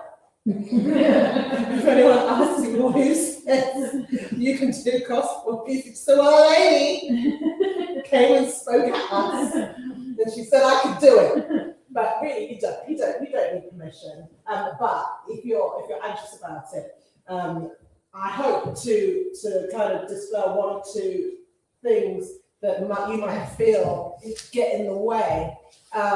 So too religious, that's the thing that people are worried about. The first thing I would say about that is that it's not too religious for everybody. It's actually a large cohort of people that want to sing about the Christian faith. And so that's actually always something to remember. Sometimes I have to remember that because I walk in and I'm like, oh my gosh, you really want this. But there are also there's also a wide cohort of people who don't, or who don't know about it, or who may have conflicting religions or no religions at all. I have genuinely not found that it's an obstacle, because what we're doing is we're focusing on music, and we are just making sure that we, really address that in a really sensitive way. But I'll come to that because I realise I've listed a few. So, not your heritage is sometimes that might even be a bigger issue. And the question, what value does it hold for me? So let me do what I was already starting to do and delve into these bit by bit. So too religious, remember this is just not an issue for everybody. And actually, if we present it in a way that we are looking at the genre of gospel music and all the peculiarities around it and all its facets and all the things that make it what it is, it often doesn't present any issues at all because it's just an exercise in enjoying the music. I'm making the case to you because I realise you may have to make the case for whoever it is you work with or whoever it is you wish to teach, and it may help to give you some tools in that regard. So history, notation, melodies, harmonies, styles, timing, rhythm, sound, feel, groove, everything that you would look at in relation to any other piece of music is what you would look at in relation to gospel music. So that is a really, really, I feel on its own, that's a fundamental reason to study the genre. Just full stop. And it's a great genre to study. The religious sensitivities, please address them head on. So I've gone into several schools in Liverpool alone, it's like 15 or so, and then have like big events with hundreds of children. And they're really popular. I mean, Liverpool is a musical city, but, I used to do it in London. I did it in London for a good, I would say, 6-7 years before I moved to Liverpool. And I've found it to be so that actually when you just give notice, so let the teachers just give notice to the parents and say, this is what it is. We are studying this kind of music. There will be references to the Christian faith. And actually, there won't always be direct references to the Christian faith, and I'll come to that in a moment. But in some of the songs, there will be directly, and present that to the parents, let the parents make a choice. And sometimes they do, and sometimes you'll get, generally, there are some faiths that won't really like that. I've encountered that with the Muslim faith, but often they're actually in the room. I have just finished teaching at a school. To show you that this is real, I'm going to name the schools, Allsop High School. I actually had photos from the back, but I forgot to include them on the slide. So, where there were 2 or 3 Muslim students identifiable by their clothing, because there could have been many more, but those are the ones that I could identify. When I tell you that after the 6 sessions, not even after, during, 2 of those Muslim girls were the ones who were volunteering for every session. I kid you not. Look, I really mean it. Like, and every week, either teacher and my assistant, we look at each other like, this is really interesting. This is really cool. I mean, I've run, ever since I moved to Liverpool, I've run a youth choir as well. I run 3 choirs, and they're all gospel. No, actually, they're not all gospel. One is adult gospel choir, then there's another kind of general choir and then a youth gospel choir. And the youth gospel choir, I've had a Muslim, at least one Muslim, again, identifiable, one Muslim girl for years.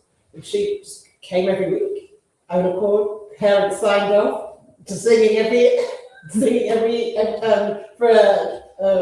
years. And she's still in my choir and she's a fantastic singer. She brings so much value. But in this school, these girls were just volunteering every time. Who wants to say? Who wants to say? And after a while, I'm like, do you parents know you're doing this? But they and I spoke to the teachers and I said, you know, their parents don't. Yes, they've all been sent letters to indicate what they're doing. Fine. So even for someone like me, who would consider myself experienced, was still surprised. And even though I have had lots of children and adults of different faiths, it still surprised me in the last 2 months. So I say that to say, please be open-minded about who may or may not engage. And then there may be some students that you feel may engage, and they don't, and that's okay. That's okay. Not my heritage. So I'll expand on a little bit of that in a moment because it kind of overlaps with something else I'm going to discuss.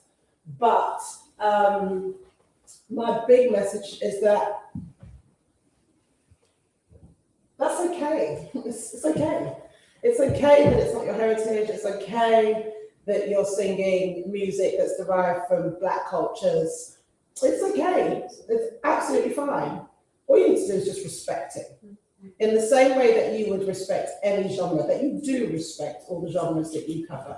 Some of you here may cover gospel already, or like may cover gospel already. Just respect the genre in the same way that you would. I would say be curious about what it is that you're hearing, how it's different from what you know. I'm just assuming that everybody in this room and everybody online is an expert to some degree or another in music and in singing. So you already know elements that are required to get a good sound, to be healthy, to get the performance that you're looking for, to bring out all the different dynamics and colouring that you want. You already know this stuff. So you're ahead. So good exercise for you as you're approaching this music, which I still engage in, by the way. This is a lifelong exercise for me, and this is how I got into it in the first place, to be fair, other than, you know, parents shoving you into the choir as a teenager at church and saying, go ahead and lead. I don't understand that either. But the curiosity is really important, because from if you're sick, if a note is approached in a certain way in the genre that you're versed in, and it's sung in a certain style, certain register, and delivered in a certain way, just when you're hearing it in a gospel style, just ask yourself the question, what is different about this? And what would I amend to achieve this sound? And that, I think, is important, because that does come down to the respecting genre, because you don't just want to sing the notes or just do the music. You also want to see if you can go as far as possible to achieving the sound. And that's where it becomes quite fun. And one of the things about gospel music which we're working on, gospel music in this country is quite young. I know some of the progenitors of gospel music in this country. They're still alive, right? So it's a young genre in this country. It's still developing. So that pedagogy has really been handed down in person and in culture, and we're in the process of working to write up as part of what the grades and performance awards are designed to achieve, and it's part of what we're doing in a wider sense with the Gospel Music Industry Alliance. So that's why so much of it is intuitive, because it developed in such an intuitive way, and you have the same intuition. All you need to do is be really really tuned in to what is happening. And I'll go through some of that practically in a moment. Learn the material well. I think that's quite important. Again, you're a head, you know this because you would do this in whatever genre you are approaching. But I do, tend to travel around, and I'm here, and I'm like, oh, that's not quite right. Okay, oh, that's okay. That's good. And it's really just about just really nailing the detail, and then give credit. I know lots of people are worried about, is this appropriating or what? Not if you give credit. So this comes from here, and this is what they do, and this is this version. I suppose one thing that I would like to highlight in that is, so when I'm teaching, it's something for you to consider. This is not me saying this is what you should do. I often like to find the originals of the songs rather than the received versions, because that's really useful in tracking where it all came from. So if you've got I don't know what my voice is going to do today, okay? I had to explain to the taxi driver. I said the sounds that you hear me making aren't just weird. I'm walking up, okay? I don't know where I am. I didn't sleep. I was saying to Georgia. She said, "Oh, did you sleep?" I said, "No." I was just wired after yesterday's concert. So I don't know where you're going to get. Okay, so if you're oh, happy day. Oh, happy day.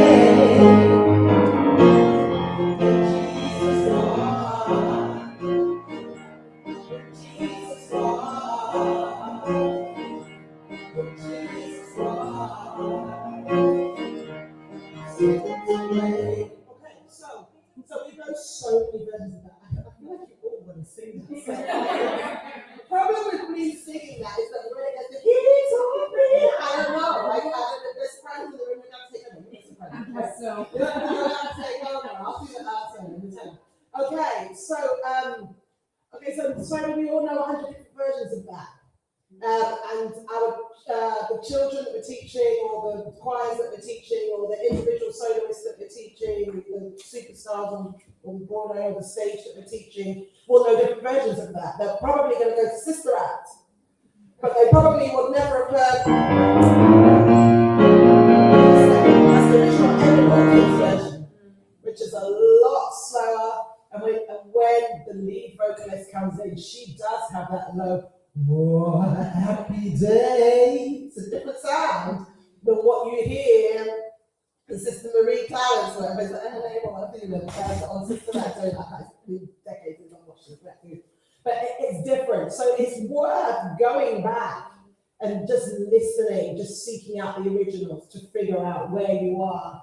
And then you're going to decide what you want to teach, because you're going to tailor that to your audience. But if you've been through it, then you know it, and you'll be able to deliver that respectfully, and you can pull out from different areas. Okay, so value. I hope I don't need to go through this in great detail, but the lawyer in me says you always make your case. So seriously, these are conversations I'm having when I'm doing. Okay, so value. The feedback is crazy. Yes, do that. Take your cameras and just screenshot it so that I don't have to read these quotes and make us sound really good.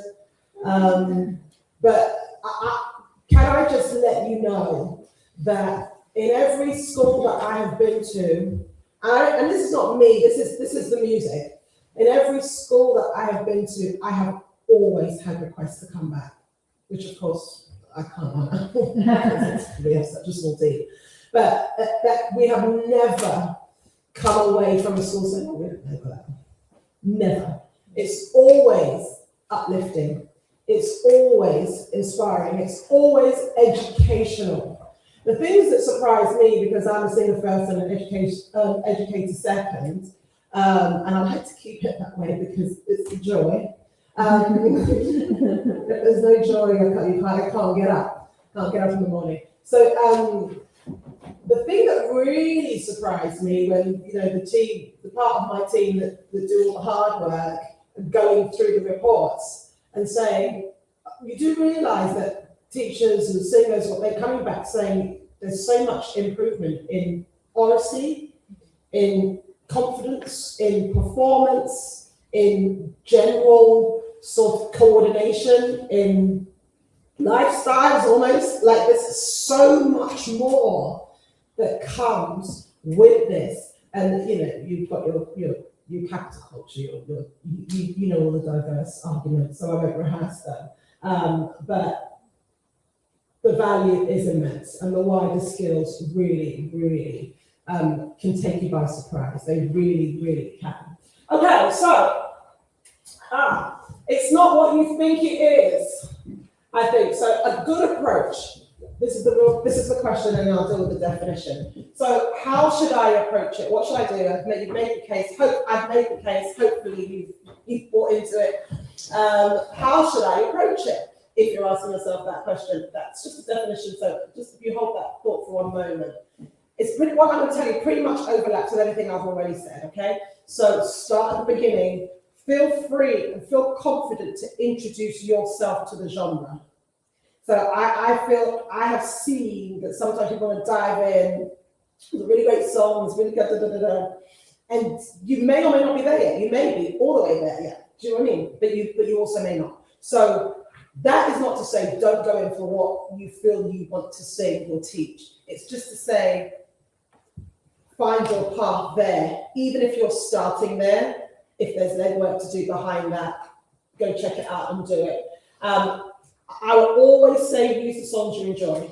I don't know if you operate in that way, but I do. I'm sure most people do. I will always start with the things I enjoy, because I will always give the material I enjoy much more attention than something that's been foisted on me. And at this age and stage, if I don't like it, I'm not doing it. It just is what it is. Modern and classic songs, I tend to mix. So I do this even when I'm curating. So even when we were curating the concert yesterday, we made sure that we had some classics in there. We did finish with Oh Happy Day. Now, if you ask most gospel singers about Oh Happy Day, they are going to roll their eyes.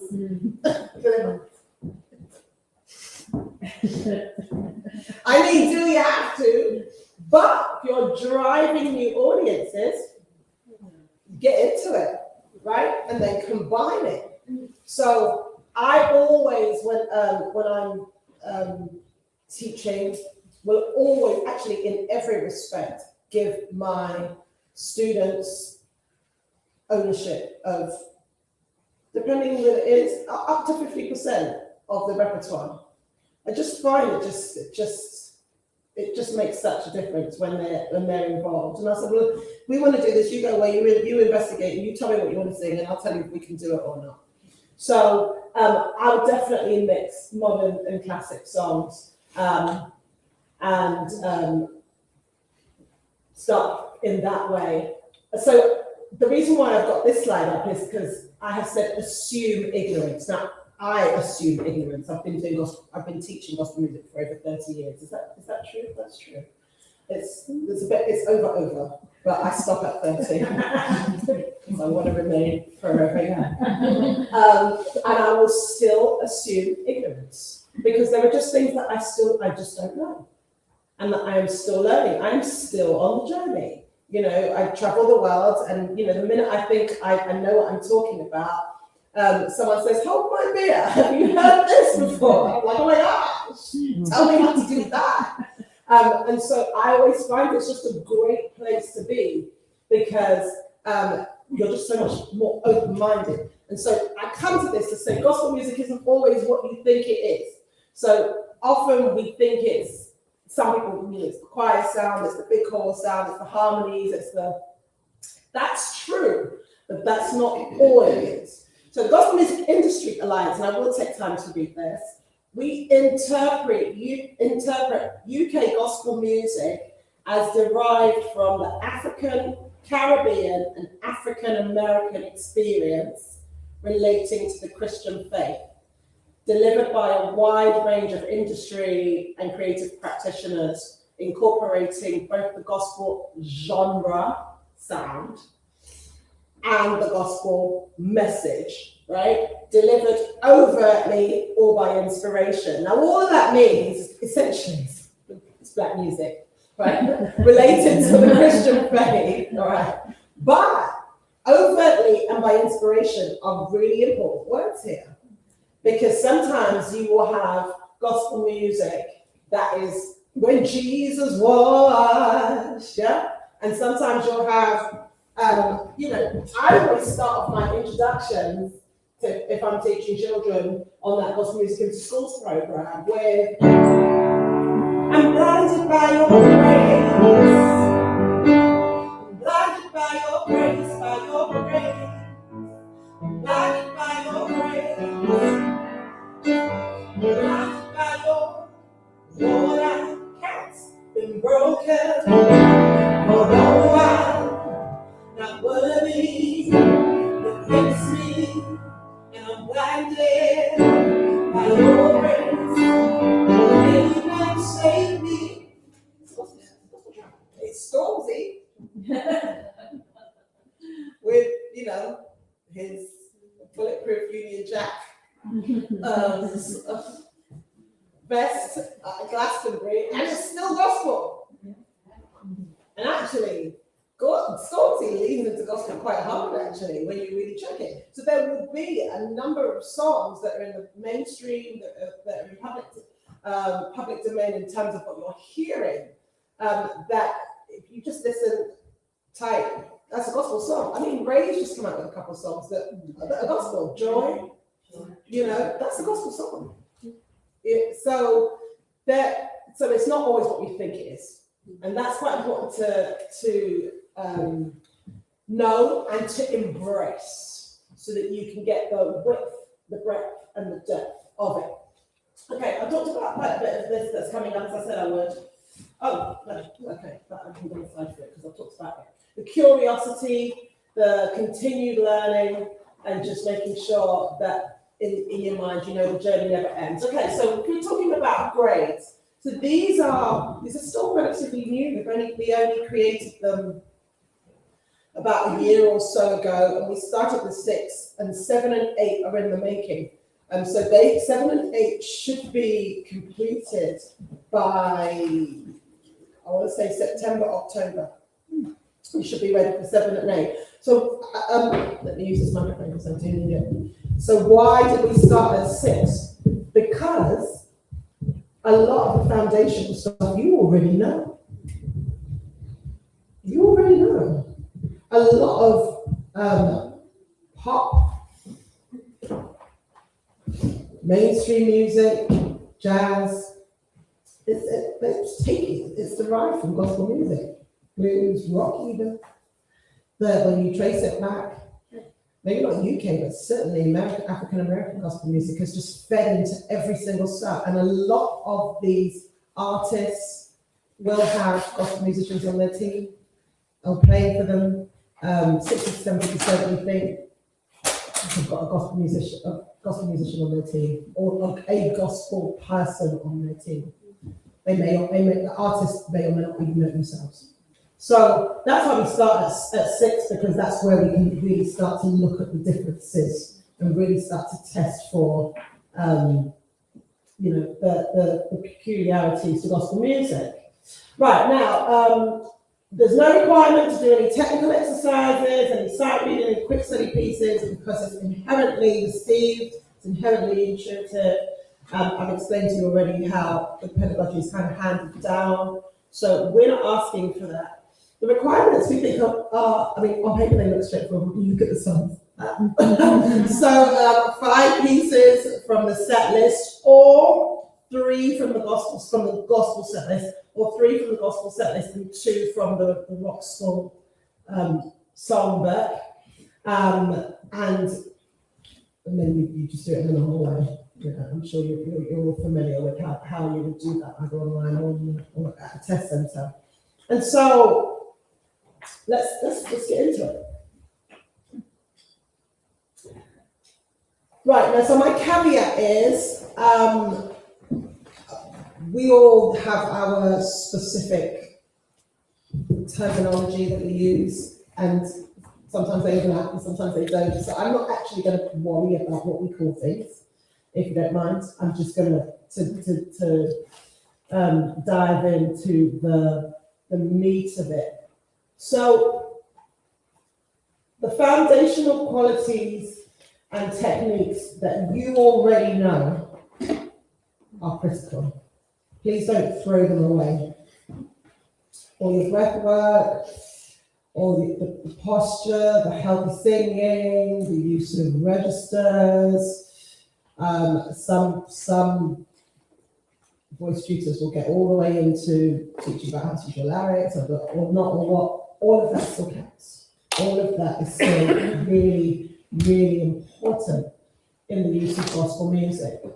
And that's, I think, important to encourage your students, because they can also have some agency to know that they already know a good foundation of what they need to do for good singing, because really that's what it is. It's just great singing with particular styles. And so the natural tonal quality is quite important. And I think that's critical, because when teaching singers in gospel music, sometimes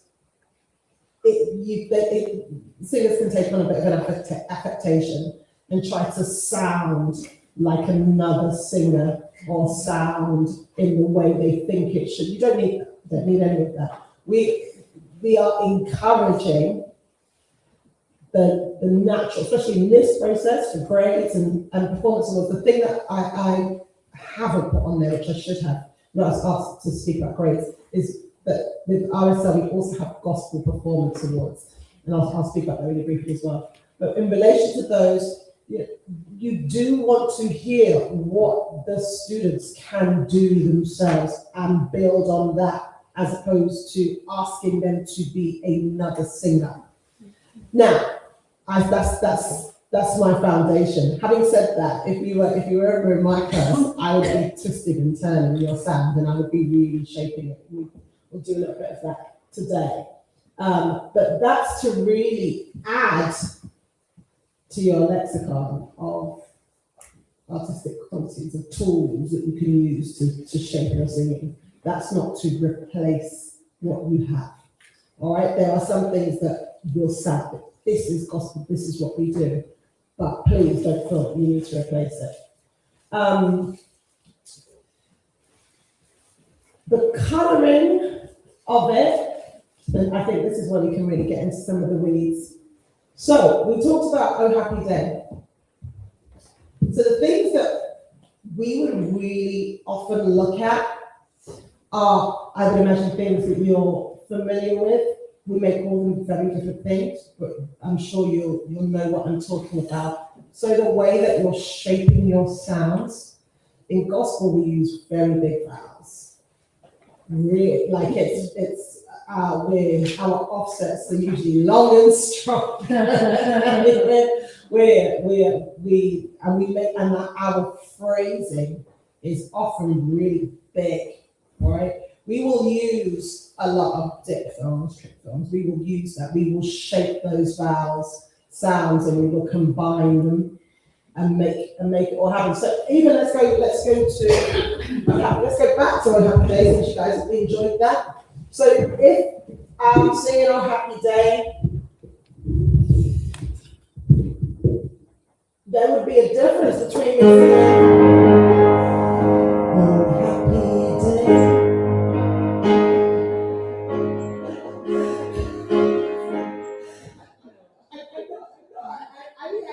I'm not taking the mickey or anything. I'm just saying that it's all right. So, you get Oh Happy Day. You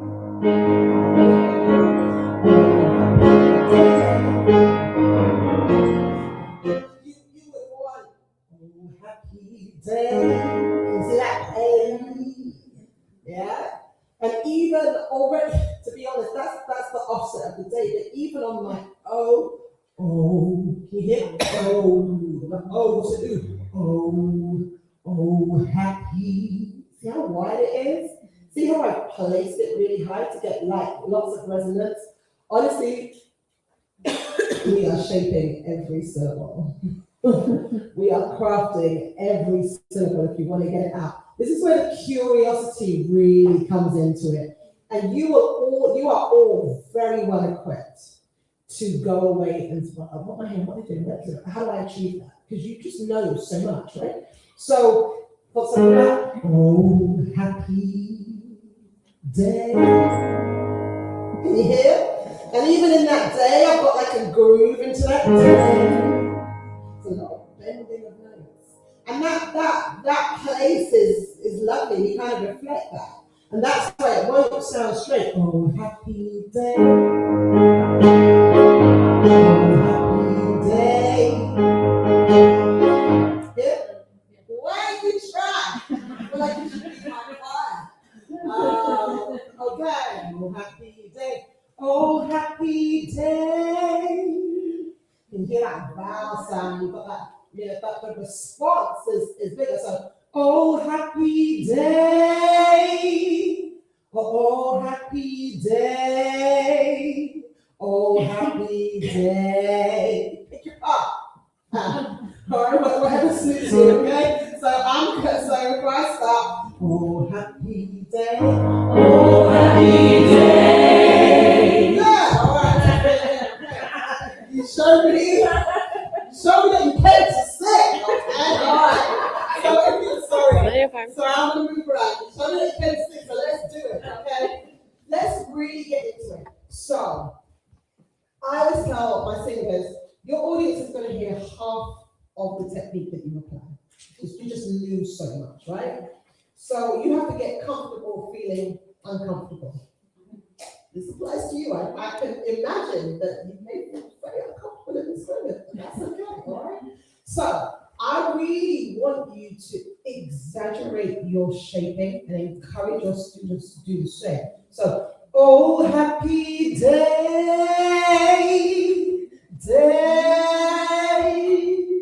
and then bring it to that E, and by the end you want your tone resonating against your upper palate, okay? So let's try it in your part, whatever part you pick. So 1, 2, 3, and go. Oh, happy day. All right, isn't it? Okay.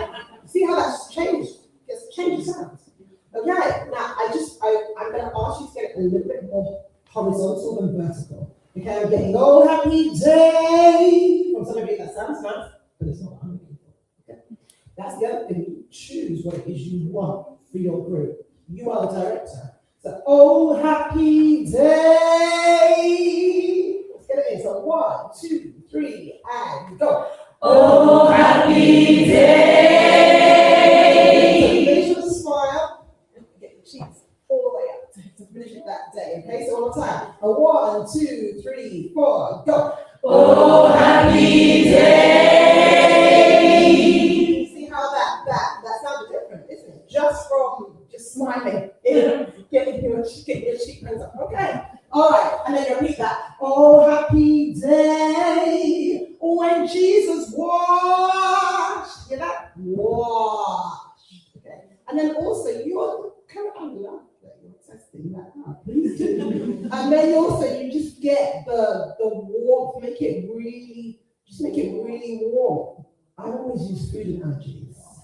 It's the difference between, no offense, I'm in any supermarket, bottom shelf, and I'm thinking in this present time, although they haven't paid me, M&S.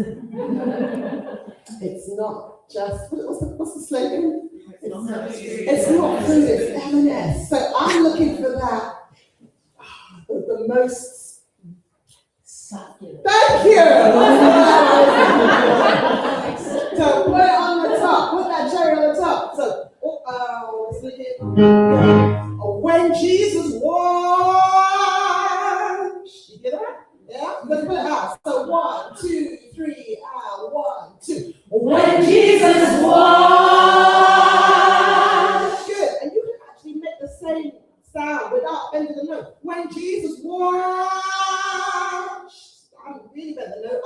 I've just done it, the shaping. When Jesus washed, when Jesus washed. Did you pick it up? So 1, 2, 3, 4, 1, 2. When Jesus washed. And again. Or when Jesus washed. And one more time. Or When Jesus washed. Good. So the day is horizontal, but your wash will be vertical. And again, you've gone to look at it and you've been like, what's different here? And you figured that out, okay? He washed my sins away. Oh, happy day. Oh, happy day. Yes, so those are 2 phrases. So, oh, happy day, same parts. When Jesus washed, what I taught you then, back to the original. So let's work our way through it. You're already a choir. Okay. So, oh, happy day. Oh, happy day. Oh, happy day. When Jesus washed. When Jesus washed.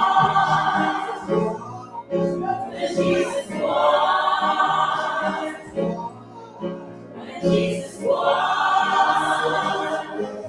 Oh, happy day. Oh, happy day. Does that sound gospel? Did you know you could do that? Did you know you could do that? I knew. I knew. Okay, so then if you want to go further, and you want to do this because you just want to bring all of this stuff into it. So you've got your day, you've got your wash, okay, and then you start looking at what's happening on all the other notes.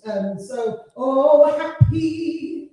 You see, and can you see how although there's a close-up in the microphone, I've kind of it's the placement. So I've kind of thrown that forward. Now, different things for different people as long as you achieve the same sound. So sometimes when I'm training my choirs, I want them all to place it in precisely the same place.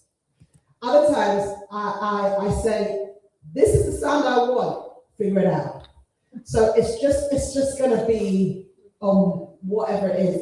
And it depends on how important it is. So I've given you the important direction for those phrases. But if I wanted the oh happy, I'd be like, okay, now throw it forward, make sure you get that E sound, so you really got it. And then when you're placing it, move it as you're singing and roll it against your upper palate. Oh happy.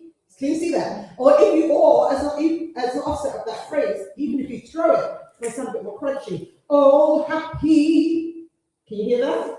As opposed to oh, happy. Oh, happy. You can hear the throw. And that happens a lot in gospel when we're moving the sound around to achieve different effects. So try it, happy. Just oh, happy, isn't it? So 1, 2, 3, and go.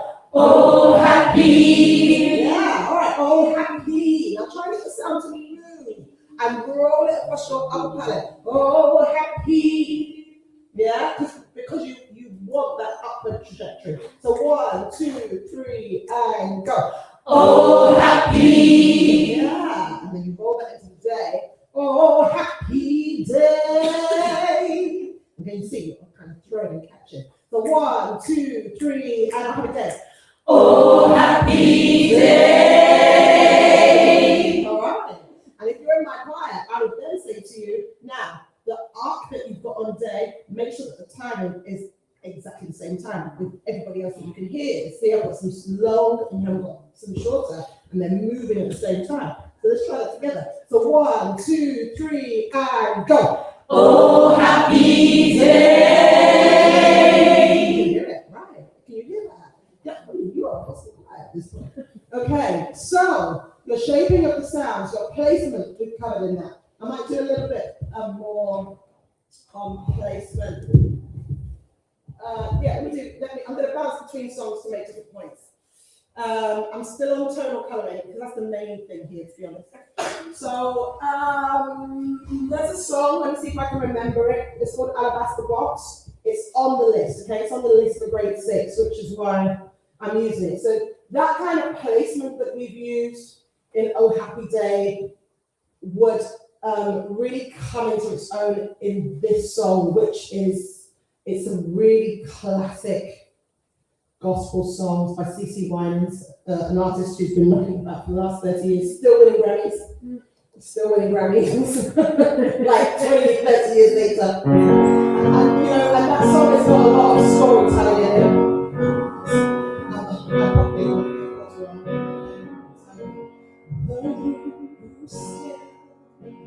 She made her way to Jesus. She stumbled through the tears of her blind. She felt such pain, some spoken anger, but folks whispered, there's no place here for her kind. Okay, so I'm starting to tell the story, right? You see how much the placement I used in that? So just to get it out, so you can hear it. I kind of feel that this is a little similar to kind of musical theatre, but it's a different sound. So where am I? The room grew still. You hear that? You hear how much resonance I'm achieving in that. As she made her way to Jesus. I've got a lot in my pharyngeal cavity at the back. She stumbled, I brought that forward to the oral cavity, through the tears that made her blind. Can you hear? Can you hear? I'm just moving, shifting. She felt such pain. You got that A, you got that dip again? Some spoke in anger, her folks whisper, there's no place here for her kind. But can you hear how the way I'm placing it on every word? I don't really lie to you, this woman has been singing this song for the last 20 years. And I saw her singing it live last year, I was saying, Daniel. Still so precise. Like she's there. I mean, if you've been just singing the same song for 20 years, it's your signature song, everyone knows it, that you know, we're going to catch a fire when you sing it. You can deliver it even relax. She is so precise. And it just like, oh, it's human. And that's why we are hearing every single word. We're not really listening to the notes or, you know, the music at that point. We're just listening to the story. And all that kind of shaping and placement and direction is making it so much easier for us to receive. Because it would sound different if I said, the room grew still, she made her way to Jesus. It's not bad. But she stumbled through the tears that made her blind. That's not bad, that sounds okay. But it's different from the room grew still. She made her way to Jesus. Okay. You see, so it's just, and you will be able to do it or you figure it out. Just where are you going to move the voice? Which aspects are you going to use? Are you going to push it up? You can bring it down, or which note, and because you're so experienced at this, and even if you weren't, as anyone who's interested in music, you will just naturally figure it out. Once you're looking for it, you will find it. You just experiment. What happens here? What am I hearing? How do I replicate it? And then how do I make it my own? So that, I think that's a really good illustration of the placement in that. I feel like maybe I should do that first. The only problem is I may not be able to remember it or I may not sing it. So this would be a good decision or a bad decision. Let's figure it out.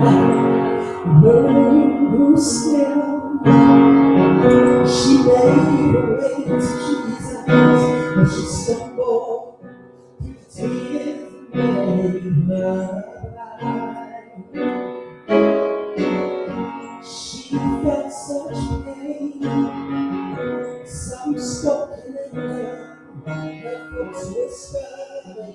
Here's no place here for the kind.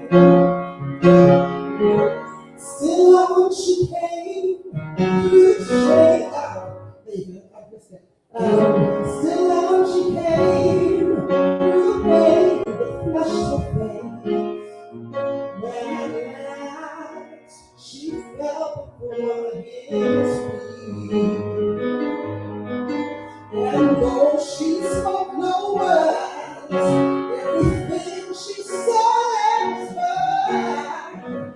As she poured her love for the master, and her thoughts of alabaster. I've come to pour my praise on him.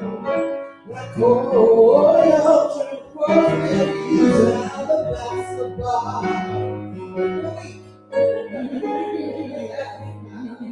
Don't be angry, I wash his feet with my tears, then try to lift my head.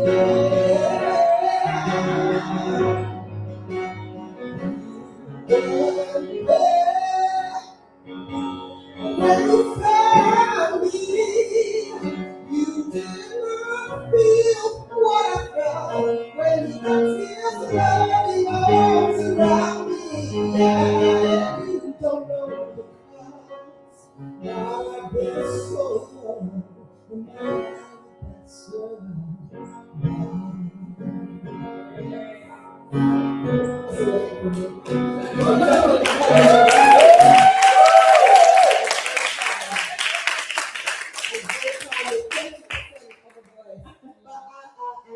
a shady memory of the chords. But that is a song that's on the list. And that storytelling is such an important part of delivering that song. And so the dynamics and the colouring is going to really, really matter in relation to that. I put expression there. I'm jumping a little bit, but the expression in that is critical. And that's so big in gospel music. And you've got to be able to encourage your students to kind of let it rip. Okay, so I mean, when it changes key, this is really hard into punishment. I come to pour my praise on him. I adore your praise, alabaster bar.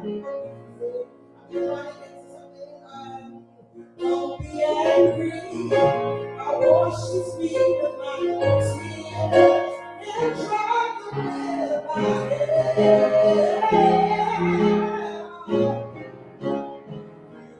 But when you found me, you did not feel. Okay, where am I? Actually, I'm gonna get this out. So, you went there.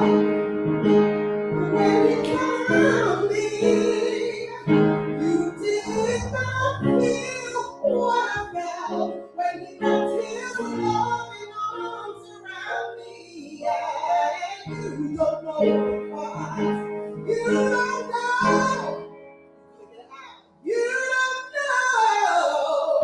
You don't know the cause. You weren't there. Feel that. You weren't there. No voice. Okay. And you don't know the cause. Why this soil in my alabaster. Just kind of over it. It's really difficult expression, but you've got to be able to tell the story. You don't know the cause. You've got to encourage that out of your students. So once they've done all the technique, they've kind of got to release themselves into that. Yeah? You don't know the cause. You don't know. Without the cracks. You don't know. You've got to get it out. You don't know the cause. You were there. Okay? I'm really struggling. You can hear. But you've got to be able to encourage your students to go for it. Because otherwise, it's not going to be the same. It's not going to be the same. And the great thing about what we do is that you don't have to do precisely what she does. We are big on ad-libs. We're big on interpretation. So, you don't know the cards. You don't know. Get it out, especially if you want to have to sleep a bit on the train. Just please go for it. Are the exams usually done with backing tracks and mics, or Yeah, they've got backing tracks, and you don't necessarily. To be fair, you can self-record and send, so students can do that. If you do it live, you can have a mic. I think you can ask for a mic. I think, yeah, I don't see any issue with that. I don't. Equally, you don't necessarily need one. I need one today because of the last few days I've had, but often I'm not, which is probably as a vocal athlete. Actually, I should use the microphone more.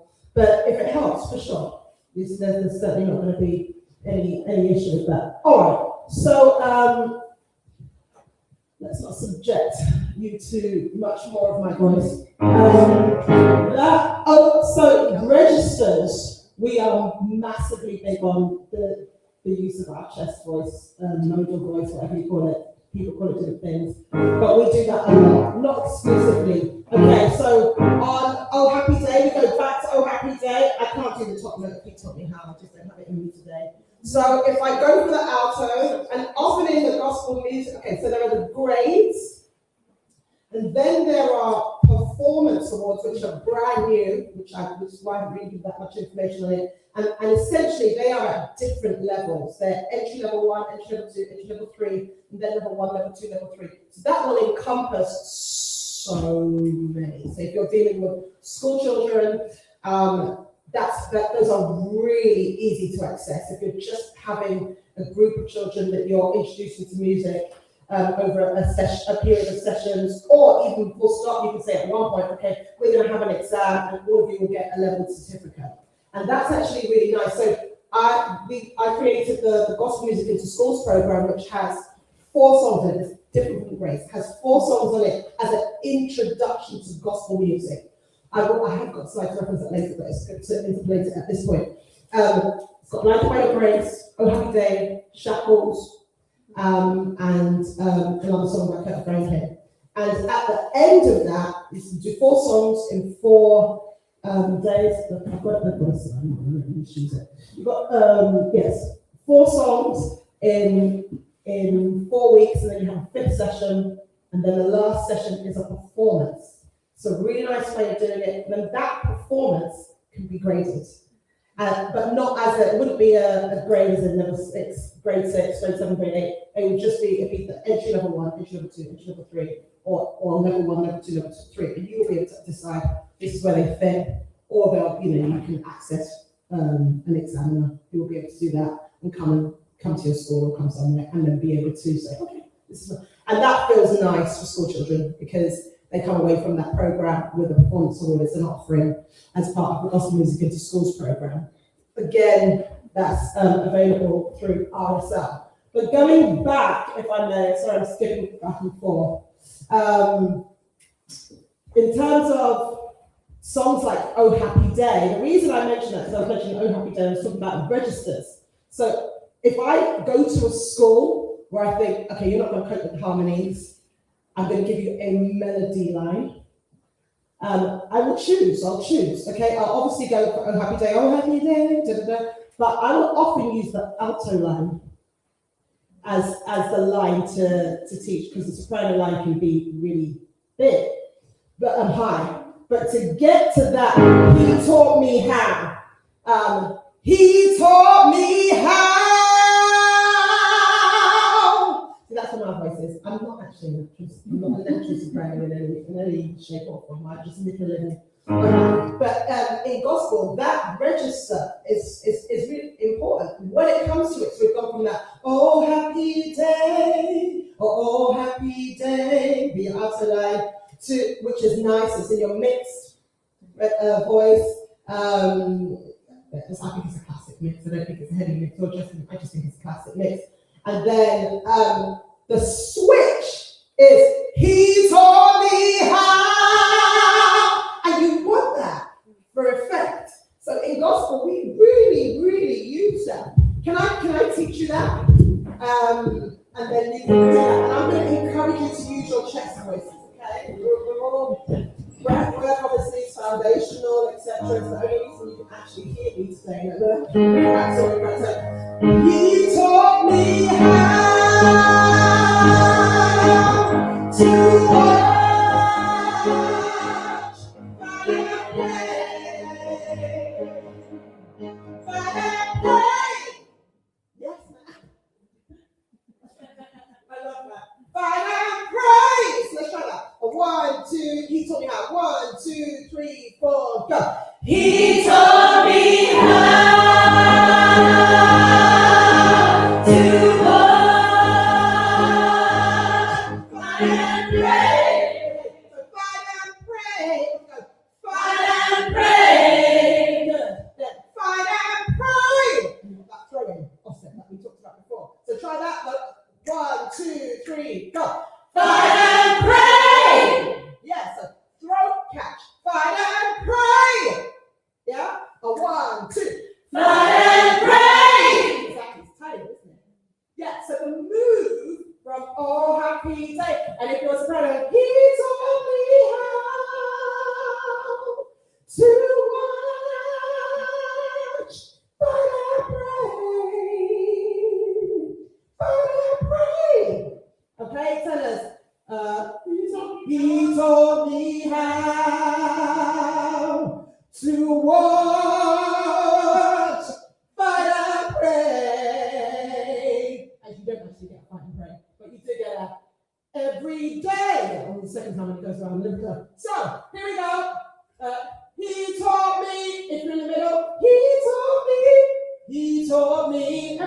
Oh, chest voice, okay? Good. All the diaphragmatic breathing that we know how to do. I always use that breath. I find them the easiest. So 1, 2, 3, and go. He taught me how to walk, fight and pray. Fight and pray. And if rejoicing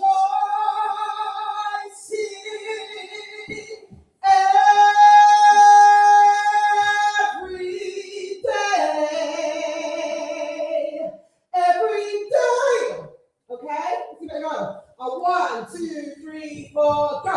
And if rejoicing.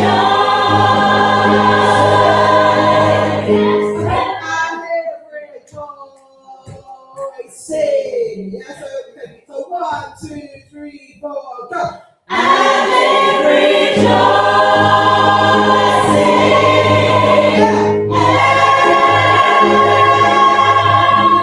day.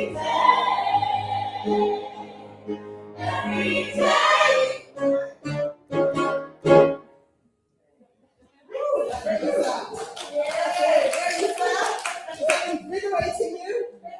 I think sound invigorating to me. Okay, so registers are really important in that tonal coloring. Okay, timing, rhythm, I need to tell you about that, but I need to tell you about that. So you obviously know what it is, you obviously know how to do it, but I always just find that if you're not looking out for it, you can get it wrong. Okay, so it's just a feature to just really look out for. So even the pushes,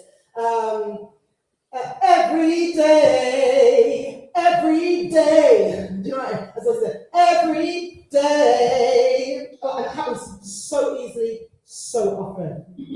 Every day, that's often not possible. So you just gotta listen to what they're doing. It comes all the way back to that being curious and figuring out what's happening here. I feel like the last song that I should probably take you through is Shackles. Shackles is on grade 6. Okay? I feel like we can do that because we all know it. don't we? So, Shackles is great. Is actually a grade 6 song, and the reason it's a grade 6 song is because the verse is tricky. The chorus is obviously nice and easy. Should we just do the chorus real quick?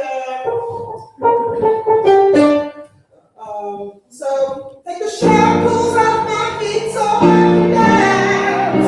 I just wanna praise you. I've got you, but really it's yeah. I just wanna praise you. Okay? So you can even hear that. The detail is praise you. You can hear, take the shackles off my feet. That's syncopation. Take the shackles off my feet. Try it. So one, take the shackles off my feet so I can dance. I just want to praise you. I just want to praise you. Okay? Take the shackles off my feet so I can dance. I just want to praise you. I just want to praise you. The tenors, okay? Go your part. Pick your part. Here we go. So go. 1, 2, 3, go. Take the shackles off my feet so I can dance. I just want to praise you. I just want to praise you. You broke the chains, now I can lift my hands. Okay, time, anticipation. You broke the chains, now I can lift my hands. Yes, I think that is. You broke the chains, now I can lift my hands. 12, 1, 2, go.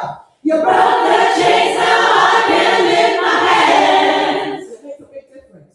And you will want to encourage your students to get that definition into it. So it's not hands. You can hear the definition, okay? Okay, let's do the chorus again. 1, 2, 3, go. Take the shackles off my feet so I can dance. I just want to praise you. I just want to praise you. You broke the chains, now I can lift my hands. And I'm going to praise you. I'm going to praise you. Can't seem to find a reason to believe. This is what the detail is, okay? All right. So we take away the karaoke and we get into the singing. Okay, this is where you're gonna find your difference in. I no longer need anything. Right. So if I'm doing this for gospel music into schools program, I normally teach all the kids all the verses and then I pick out solos. It's just an introduction to gospel. It's fun, right? We're doing this as grade 6. You really want to get out the detail. But to be honest with you, even with the introduction, I still get them to do all the riffs. So this is where your melodism really comes into its own, okay? And gospel is full of riffs. Let's start with music now. Okay, so. Waters on my mind, I just can't seem to find a reason to believe. A reason to believe. So let's try out 1, 2, 3, go. A reason to believe. Good. Now, when you're shaping, you've naturally got a reason to believe. When I say it, I've got a reason to believe. Because your definition is important. Your shape matters when you're doing your reps and your runs. And you hold that shape. And you really ensure that the definition stays. A reason to believe, okay, that I can break free. Yeah, and even then you've got a tiny little that I can break free. So let's get the break. Right. And if you really want to dig deep, you really want to get the upward movement in that break. Break. You can hear that. Which is the break. And if you really want to take it further, you're going to get a little tip on that as well. Break. Yeah, free. And then your articulator will get that K word soft or hard. It's up to you. But all these things will bring it out. So, together, in the waters on my mind, I just can't seem to find a reason to believe that I can break free. Because you see, I have been down for so long, but my heart is gone. But as I lift my hands, let's get that really clean. So I always slow it down, you know. But as I lift my hands, and just get them up and just faster and faster and faster. But as I lift my hands, keep the definition, keep the shape. But but as I lift my hands, but as I lift my hands, and then you've got it. And then, as you all know, repetition is key, isn't it? All right, but as I lift my hands, I understand that I should praise you through my circumstance.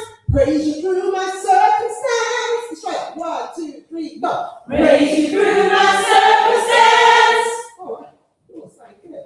Let's do verse 1. 1, 2, 3, go. In the corners of my mind, I just can't seem to find a reason to believe that I can break free.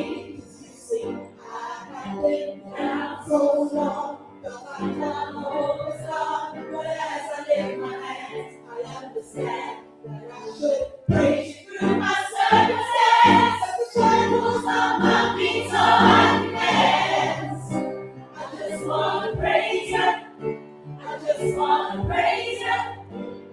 You broke the chains, now I can lift my hands. And I'm gonna praise you. I'm gonna praise you. Everything that could go wrong. Okay, let's get the notes right. Everything that could go wrong, all went wrong at one time. Now, time, yeah, time, yeah, time. Even if you're not getting a different time, even if you have to do that, you can just get a spread. Time, yeah, in terms of shape. Time, try that. There we go. Time. Coloring. Yeah, like that. I'm tired. I'm tired. Okay. Everything that could go wrong, all went wrong at one time. Yes. So much pressure fell on me. I thought I was gonna lose my mind. And you really want that. And you want that. Then you kind of want that affectation. So there's sometimes that you want to put the affectation. I thought I was gonna lose my mind. I always say, just imagine you're Southern American on that phrase. Sometimes you just need to go there. Yeah. So let's try. I thought I was gonna lose my mind. Let's try. 1, 2, 3, 4, go. I thought I was gonna lose my mind. And you can hear it. You can hear the difference. You can hear it. Okay. Lord, I know you want to see if I can hold on through these trials. Okay, so try. 1, 2, go. Lord, I know you want to see if I can hold on through these trials. All right, okay. 2 minutes we have left. Let me just, okay. So you can hear what I'm doing on that Lord, I know. You want to make sure that you're not straying too far into Gloucester territory, but there still is an energy on it. Lord, I know. It's the offset. No. And again, it's that shaping. Lord, I know you want to see if I can hold on through these trials. Can you see how those offsets are really important at this point? So 1, 2, go. Lord, I know you want to see if I can hold on through these trials. Sorry, in gospel, that's just appreciation. So laughter is appreciation. Please don't mistake it as anything. But I need you to lift this load. Try it. 1, 2, go. But I need you to lift this load. Because I can't take it no more. So that's your rip, okay? We split it. I probably could have done it 3 times, so that's probably all I've got left. No more. And I will count it for the students, okay, to get it clean. And if I was doing it for like a grade 6, I would teach them the original, and then I'd say, see what you come with. See how you interpret it. But let's try the original. Okay, so let's try. All right, let's try. If you need to stand for the last 2 minutes, do it. Let's have no more. So 1, no more. So 1, 2, go. No more. But now it's again, and make sure you get that definition with each note and hold the shape. So 1, 2, 3, go. No more. That's good. And then just spread it out a bit on the end so it sounds rich. More. You don't have to do the bend, just go more. Okay, yeah. And then so can you see the shaping is kind of coming in and out. Let's try it. More. Out and then back in. All right. Everything that could go on. Wrong. Okay. it goes. Here it goes. So 1, 2, go. Anything that could go wrong, all went wrong at one time. So much pressure fell on me. I thought I was gonna lose my mind. Lord, I know you wanna see if I can hold on through these trials. But I need you to lift this load, 'cause I can't take it no more. Shackles on my feet so I can dance. I just wanna praise you.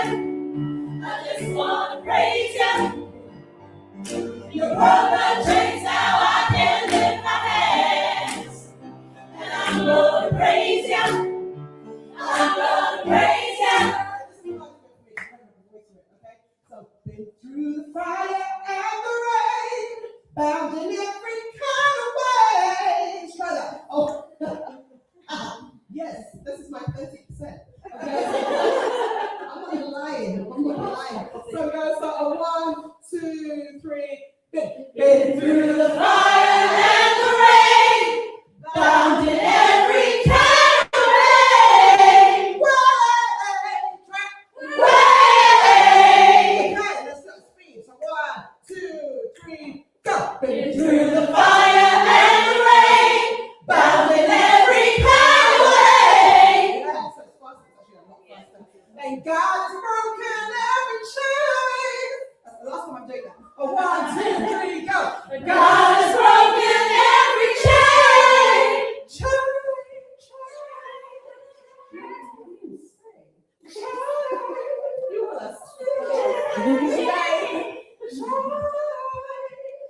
Okay, so it's like God has broken. 1, 2, 3, go. God has broken every chain. The timing. God has broken every chain. So okay, so 1, 2, 3, go. God has broken every chain. Chain. That's right. Out with the head. Chain. Okay. And then they do a really high note that I haven't got any bits today, so I'll just do the like. Go on, you do it. So yes. Good, but there's a double note on the last note. So let's try that. 1, 2, 3, go. So let me go right now. That's not bad, actually. Okay. Through the fire. So 1, 2, 3, go. Been through the fire and the rain, bound in every kind of way. God has broken every chain. So let me go right now. Take the shackles off my feet so I can dance. I just wanna praise you. I just wanna praise you. You broke the chains, now I can lift my hands. And I'm gonna praise you. I'm gonna praise you.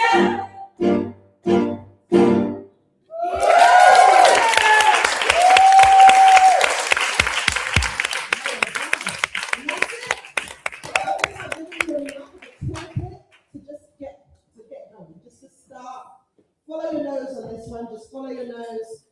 Really be curious. Respect it. Respect it enough to really try for it. Do all the investigation and the experimentation and just have fun. Have fun with it. It's a lot of fun. Thank you for inviting me in my croaky voice.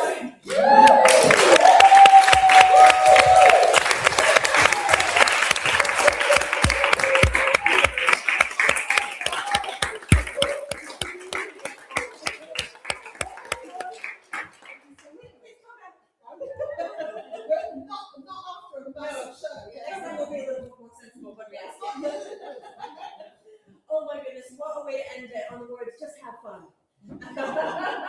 Honestly, thank you so much for coming. I mean, it's such a joy. And I've got plans. I'm gonna get in touch. We got plans. So watch this space. Just a massive thank you to everyone for coming this weekend, for speaking, for giving us your voices when we're singing, for giving us your energy.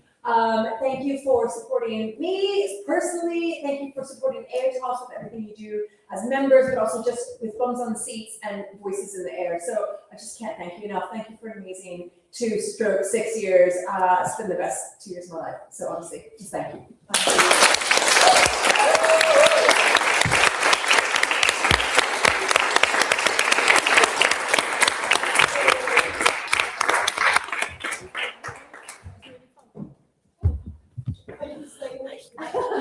Susie.